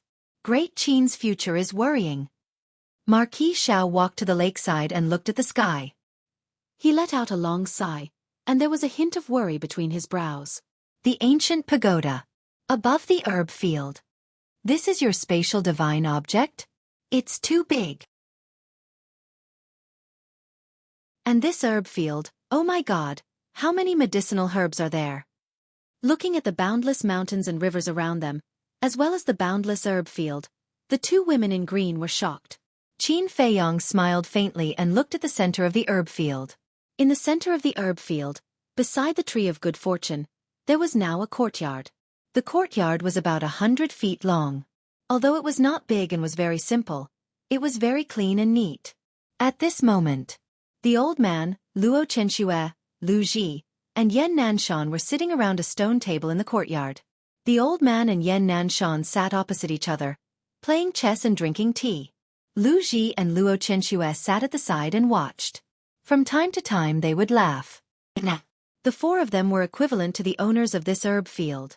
They had built a courtyard here because they planned to stay here for a long time. Firstly, this place was very leisurely, quiet, and suitable for retirement. Secondly, it was convenient to manage the herb field so that Qin Feiyang would have no worries. Although their cultivation was not high, the people and beasts in the ancient pagoda knew about their relationship with Qin Feiyang, so they were very respectful. Moreover, whether it was Yan Wei's clansmen or Wang Yongfeng's clansmen, they had to get their permission in advance to pick medicinal herbs. Even the unruly 9-star emperor beasts like the thunder leopard, the seahorse, and the seal were quite polite to the 4 of them. Whoosh! Qin Feiyang stepped out and landed beside the 4 of them. He smiled and said, you're living a good life. I can't help but envy you. Every time he saw the old man and the other 3, he would feel a sense of closeness and belonging in his heart. You're here. The 4 of them put down what they were doing and raised their heads to look at Qin Feiyang. Their faces were full of doting. As for Qin Feiyang, they also treated him like their own child. Qin Feiyang nodded. Who are they? Looking at the green-clothed woman and the maid who followed them, the 4 of them couldn't help but ask curiously. Qin Feiyang said, she is the daughter of the Marquis of Xiao, and the other is her maid. Yan Nanshan asked suspiciously, what is the daughter of the Marquis of Xiao doing here? Taking refuge. The Marquis of Xiao has already been targeted by the imperial tutor, so she came to the ancient pagoda to hide. Qin Feiyang laughed. So it's like that. The 4 of them suddenly realized. The green-clothed woman walked in front of the 4 of them and bowed obediently. Junior Xueqi greets the 4 seniors. The old man smiled and said, girl, since you're here, your family. Don't be too reserved. All right. Seeing that the 4 of them were so amiable, Xueqi immediately let go and ran behind the old man with a smile, massaging his back and shoulders. The old man stared blankly for a moment before looking at Qin Feiyang with a face full of enjoyment. He chuckled and said, this old man likes this little girl. Let her stay here and chat with us. Yan Nanshan, Luo Chenxue, and Lu Ji all nodded in agreement. As long as you're happy. Qin Feiyang said. It's so lively. Suddenly, a burst of laughter sounded out. Old man Qin, Wang Yongfeng and the others flew through the air and landed in the courtyard. Greetings, old man Qin. The 4 of them immediately stood up and bowed. Old man Qin hurriedly waved his hands. No, no, no, you are all Qin Feiyang's elders, this old man really can't accept it. Keep pretending, keep pretending. Lei Bao and the other 2 beasts looked at him with disdain. What this old man said is the truth. Why don't you believe me?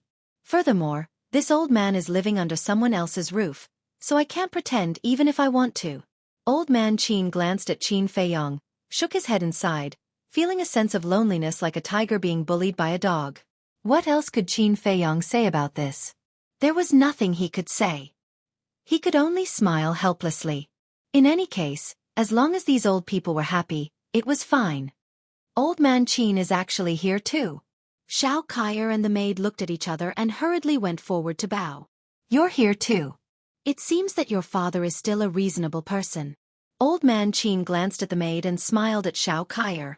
Xueqi said, Junior doesn't dare to guarantee anything else, but Junior dares to guarantee father's loyalty to Great Qin with my life. This old man doesn't dare to believe your words, but this old man believes in Qin Feiyong's vision and judgment. Since he can bring you here, it means that there is no problem with Marquis Xiao. Old Man Qin said. Xueqi glanced at Qin Feiyong. What kind of charm did this man have? Even Old Man Qin trusted him so much? Next, everyone gathered together and chatted happily. Lei Bao rolled his eyes and leaned over to Wang Yongfeng's side, whispering, Old Wang, did you mention to him about opening the gate of potential? The seal and seahorse also immediately went up. Yes. Wang Yongfeng nodded. Then how did he answer? Lei Bao asked, looking rather nervous. Sigh. Wang Yongfeng sighed. The others also lowered their heads, looking disappointed. Seeing this, Lei Bao and the other two beasts also lowered their heads, their hearts filled with disappointment. But they didn't notice that when they lowered their heads, Wang Yongfeng and the others instantly had a look of ridicule on their faces. This bastard old man is too much. Isn't that so? Now he's eating our food and living in our place. He's not even willing to help us with a small favor. No, I have to get Boss Qin to chase him out. The three beasts were indignant. Just as they were about to rush towards Old Man Qin in anger, Wang Yongfeng's expression changed slightly, and he hurriedly sent a sound transmission. Don't mess around, we were just teasing you. He has already agreed to help us open the gate of potential. Teasing us? The three beasts were slightly stunned and immediately flew into a rage out of humiliation, glaring fiercely at the group of people. At this moment, Qin Feiyong smiled and said, All right, you guys take your time to chat, I'll go take a look at my disciple. Although he liked the feeling of everyone gathering together to chat and laugh, he knew that he was not qualified to do so now. There were many things waiting for him to deal with. You have a disciple? Old Man Qin looked at him in surprise. Qin Feiyong said unhappily, I'm at least a 4-star combat emperor now, what's wrong with accepting a disciple? Old Man Qin said indifferently, Nothing, I'm just worried that you'll lead others astray. When the old man and the others heard this, they couldn't help but laugh. Qin Feiyong was helpless. Was he that bad? Ignoring everyone's laughter, Qin Feiyong closed his eyes and quickly found Wang Xiaojie and Mu Chen. Swoosh. Following closely. Qin Feiyong opened his eyes and glanced at everyone, then concealed his aura, and with a flash, he instantly descended above a forest. In the forest, the bushes were overgrown, the weeds were dense, and there were berserk beasts everywhere. However, the cultivation of the berserk beasts here was not strong. They were basically between the warrior and the war emperor. Although these berserk beasts were nothing to Qin Feiyong, to Wang Xiaojie and Mu Chen, they were fatal existences. At this moment, the two of them were being chased by a few berserk beasts. Their hair was a mess and their bodies were covered in blood. They also emitted a stench, as if they were two beggars. Wang Xiaojie roared, Ever since we were thrown here, we have been chased by berserk beasts all day long. When will these days end? What's the use of complaining? Hurry up and think of a way to deal with them. Otherwise, we'll all be finished today. Mu Chen was relatively calmer. After all, he had experienced many things in the Mu family that Wang Xiaojie had never experienced. However, although they had been chased by berserk beasts during this period of time, their battle consciousness and courage were growing every day. Shwa! Suddenly, a figure rushed out from the forest and landed beside Qin Feiyong. He bowed and said, Greetings, young master. This was a middle-aged man with the cultivation of an 8-star combat emperor. You are? Qin Feiyong was suspicious. The burly man said respectfully, This subordinate is called Wang Yi. Under the orders of the ancestor, I am secretly protecting the two of them.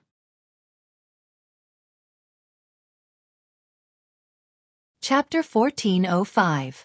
Qin Feiyong nodded in realization and asked, Then how have they been doing during this period of time? Wang Yi looked down at the two and nodded with a smile. They are all right, but Qin Chen's performance is better. Qin Chen was Mu Chen. It was the name Qin Feiyong gave him. Tell me about it. Qin Feiyong was curious. Regardless of whether it is Qin Chen's temperament or the way he handles things, they are all a level higher than Wang Xiaojie's. In addition, his cultivation is stronger than Wang Xiaojie's to begin with. Therefore, during this period of time, he has been taking care of Wang Xiaojie. Wang Yi smiled. Qin Feiyong nodded. Qin Chen's experience was similar to his. He was poisoned by Mu Qing and became a cripple. After experiencing despair and pain, he finally broke out of his cocoon and became a butterfly. So, in terms of temperament, Wang Xiaojie was definitely inferior. Wang Yi smiled again. Of course, Wang Xiaojie's situation is understandable. After all, he is still a young man and has just stepped onto the path of cultivation. It is difficult for him to accept so many things in such a short time. That's why I asked him to come with Qin Chen to temper himself. There is a good saying, a jade cannot be made into a treasure if it is not polished. Wang Xiaojie's talent is better than Qin Chen's. But if he is not polished, his future achievements may not be as good as Qin Chen's. Qin Feiyong said. Wang Yi clasped his hands. Young master, you are too kind. It is Wang Xiaojie's fortune to have you as his master. Qin Feiyong shook his head with a smile and said, continue watching them. But remember, don't help them until the last moment of your life. Yes. Wang Yi bowed and said, then how long are they going to train? Sharpness. I want to see sharpness in them that others of the same age do not before it is over. Qin Feiyong said and returned to the castle. Everyone was cultivating. Only Dan Wangkai and Fatso were organizing the treasures from the Zhuge family. Qin Feiyong stepped forward, looked at Dan Wangkai, and asked with a smile, how many medicinal ingredients for the Great Creation Pill do we have now? A lot. Dan Wangkai replied as he sorted out the items. Can you make it clearer? Qin Feiyong rolled his eyes. He also knew that there were many. This was because the Mu family's herbal field alone had a lot of herbs. But how many are there? One had to know. During this period of time, they had not only plundered the Mu family's medicinal fields, they had also plundered the medicinal fields cultivated by the imperial preceptor's descendants in the Sea of Reincarnation. And now, he had even ransacked the Zhuge family's treasury. Adding all of these together, it was definitely beyond imagination. Dan Wangkai stopped what he was doing, lowered his head and muttered to himself for a while. He then stood up and looked at Qin Feiyong, saying, we've already gathered more than 100 sets of the Great Creation Pill's ingredients. However, we can only refine 33 Great Creation Pills at the moment. So many? Qin Feiyong was shocked. This was truly beyond his imagination. Wait a minute. We've already gathered more than 100 sets of ingredients. Why can we only refine 33 pills? Qin Feiyong asked suspiciously. Because we only have 33 fruits of creation. Dan Wangkai said. Ah! Qin Feiyong was stunned. Then a wry smile appeared on his face. Yes. Although they had the tree of creation, only the Mu family's tree of creation had 30 fruits of creation. The other tree of creation only had 3 fruits. The fruit of creation was the most important ingredient for the Great Creation Pill. Without the fruit of creation, it was impossible to refine the pill. I've carefully checked the elixir. According to the records, the tree of creation takes 100 years to bloom, 100 years to bear fruit, and 100 years to mature. In other words, the whole process will take a full 300 years. So, if we want to refine more Great Creation Pills, we have to find another fruit of creation. After all, 300 years is too long. We can't afford to wait. Dan Wangkai looked at Qin Feiyong and said. Qin Feiyong nodded. Apart from the Great Creation Pill, the ingredients for the Soul Concentrating Pill have been gathered for 30 portions. But the ingredients for the Spirit Concentrating Pill have only been gathered for 10 portions. Dan Wangkai said. So little? Qin Feiyong frowned. The Soul Concentrating Pill and the Spirit Concentrating Pill both have the effect of condensing the divine soul. But the difference is that the Soul Concentrating Pill is taken when breaking through to the pseudo-god realm, which is the early stage of condensing the divine soul. The Spirit Concentrating Pill is taken when breaking through to the war god realm. So in terms of grade, these two elixirs are a little higher than the Great Creation Pill. So the ingredients are also rarer than the Great Creation Pill. Dan Wangkai explained. What about the 5 Elements Universe Pill? Qin Feiyang asked. Hearing the 5 Elements Universe Pill, Dan Wangkai suddenly smiled bitterly. Although the 5 Elements Universe Pill is of the same level as the Great Creation Pill, the ingredients are rarer than the Spirit Concentrating Pill and the Soul Concentrating Pill. Because the essence of water, the essence of fire, the essence of wood, the essence of earth, and the essence of earth are all natural treasures that can only be found by chance. Dan Wangkai sighed. Qin Feiyang also smiled helplessly and said, in fact, the 5 Elements Universe Pill is not that important. Anyway, we have opened the door of potential and the ancient castle is a cultivation artifact. We don't care about the benefits that the 5 Elements Universe Pill brings. That's true. The most important thing is the Great Creation Pill, the Soul Concentrating Pill, and the Spirit Concentrating Pill. Especially the Great Creation Pill, the door of everyone's potential must be opened. Dan Wangkai said. Qin Feiyang nodded and said, after finishing the things at hand, go to the herb field and collect the ingredients for 21 portions of the Great Creation Pill and the Soul Concentrating Pill. You need so much at once? What do you want to do? Dan Wangkai was surprised and puzzled. Lei Bao and Wang Yongfeng have already stepped into the peak of the 9-star combat emperor realm. Before comprehending the profound meaning of becoming a god, I must help them open the door of potential. As for the Soul Concentrating Pill, although they don't need it at the moment, I'll give it to them in advance. When they break through to the semi-god realm, they don't have to bother us anymore and can take it directly. Qin Feiyang said with a smile. Fatso, who had been burying his head in organizing the treasures, immediately looked up at Qin Feiyang and said with dissatisfaction, Boss, you're too generous. Dan Wangkai also frowned. I know what you're thinking. Right now, we can only refine 33 Great Creation Pills and 30 Spirit Concentrating Pills. Now we have to give out 21 pills.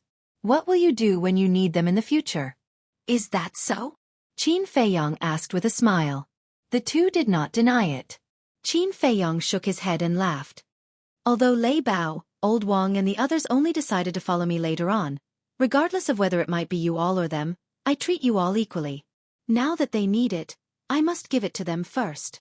After all, the stronger they are, the more help they will be to us. As for your future, don't worry, I will think of a way to find more herbs. In short, I promise you that before you break through to the semi-god realm, I will let all of you open the 8th level of the Gate of Potential. In addition, I'll make a solemn statement. We are now a big family. We should protect and understand each other. We can't be selfish. Qin Feiyang said. In fact, he could understand Fatso and Dan Wangcai's thoughts. After all, it was no longer the same as before. In the past, they were just a small team with few people. They didn't need to worry about the pills.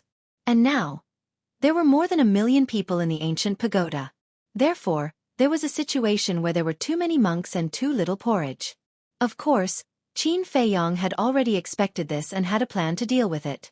Survival of the fittest. This was an unchanging law. No matter where, resources were usually tilted towards the winner. However, no matter how the fittest survived, he would not forget these people and beasts who had been following him and would take care of them first. Beasts such as the black dragon snake, the mountain pangolin, and the flood dragon did not contribute much to him compared to Wang Yongfeng and the others. Especially the black dragon snake. Ever since it followed Qin Feiyang, it had been cultivating in seclusion. But had Qin Feiyang ever given up on it? No. Not only did he not give up, as long as it was what the black dragon snake wanted, Qin Feiyang would satisfy it. This was Qin Feiyang's character. He cherished his comradeship and friendship very much. As long as you treated him sincerely, he would repay you 10 times, or even 100 times. Hearing Qin Feiyang's words, Fatso and Dan Wangkai both fell silent, with a hint of shame on their faces. Fatso looked at Qin Feiyang apologetically, and said, Boss, I'm sorry, I was selfish, I promise I won't do it again. Me too. Dan Wangkai lowered his head and said. Qin Feiyang laughed. It's great to know your mistakes and be able to correct them. Seeing that Qin Feiyang did not look angry at all, the two of them secretly heaved a sigh of relief, and a smile crept onto their faces. You guys go ahead. Qin Feiyong smiled, then walked to the front of the altar, opened the iron box, flipped open the 6-word divine formula, and continued to copy the Xing character formula. Actually, in terms of contribution, Dan Wangcai's contribution to Qin Feiyong was the greatest. Because ever since Dan Wangcai entered the castle, Qin Feiyong had basically never touched the pill furnace again. One had to know. With so many people and so many fierce beasts cultivating in the castle, the amount of pills they needed was not a small amount. Moreover, Qin Feiyong himself was copying the 6-word divine formula, which consumed even more battle Qi Dan. If not for Dan Wangcai's help, Qin Feiyong would definitely not have been able to concentrate on cultivating like he was now. Moreover, it was also because Dan Wangcai often refined pills that he delayed his cultivation. Originally, his cultivation was not as good as Dan Wangcai's, but now, he had surpassed Dan Wangcai. Therefore, Qin Feiyong was extremely grateful to Dan Wangcai. He would do his best to satisfy Dan Wangcai's requests. Time flew. The next day, Dan Wangcai and Fatso finally finished sorting out the treasures of the Zhuge family. Fatso directly entered a state of cultivation. Dan Wangcai went to the ancient tower to collect the medicinal ingredients for the Great Creation Pill and the Soul Concentrating Pill. After that, Qin Feiyong personally opened the furnace to refine pills, while Dan Wangcai assisted from the side. After all, Dan Wangcai's talent in alchemy was ultimately not as good as Qin Feiyong's. Whether it was the Great Creation Pill or the Soul Concentrating Pill, they were the same as the 9-turn Dragon Blood Pill and the Small Creation Pill. The more pill patterns there were, the higher the success rate. Therefore, Qin Feiyong had to personally refine them. However, even if Qin Feiyong personally refined them, he also wasted a portion of the Great Creation Pill and the Soul Concentrating Pill's medicinal ingredients. Because these 2 pills were too difficult to refine. Whether it was the heat or the technique, they all had to be done perfectly. After the refinement, Qin Feiyong was sweating profusely, to the point that water could be wrung out of his clothes. It was also because of the waste of a set of medicinal ingredients that there were only 11 complete sets of medicinal ingredients left for the Great Creation Pill and 8 complete sets of medicinal ingredients for the Soul Concentrating Pill. However, Dan Wangcai looked at Qin Feiyong with a face full of admiration. For such a difficult pill to refine, only 1 set of medicinal ingredients was wasted. His attainments in alchemy were truly astonishing.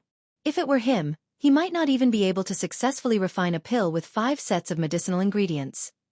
You're tuning in to the Xueqi's Martial Arts Saga YouTube channel. Don't forget to subscribe and join us on this journey to catch the most captivating stories.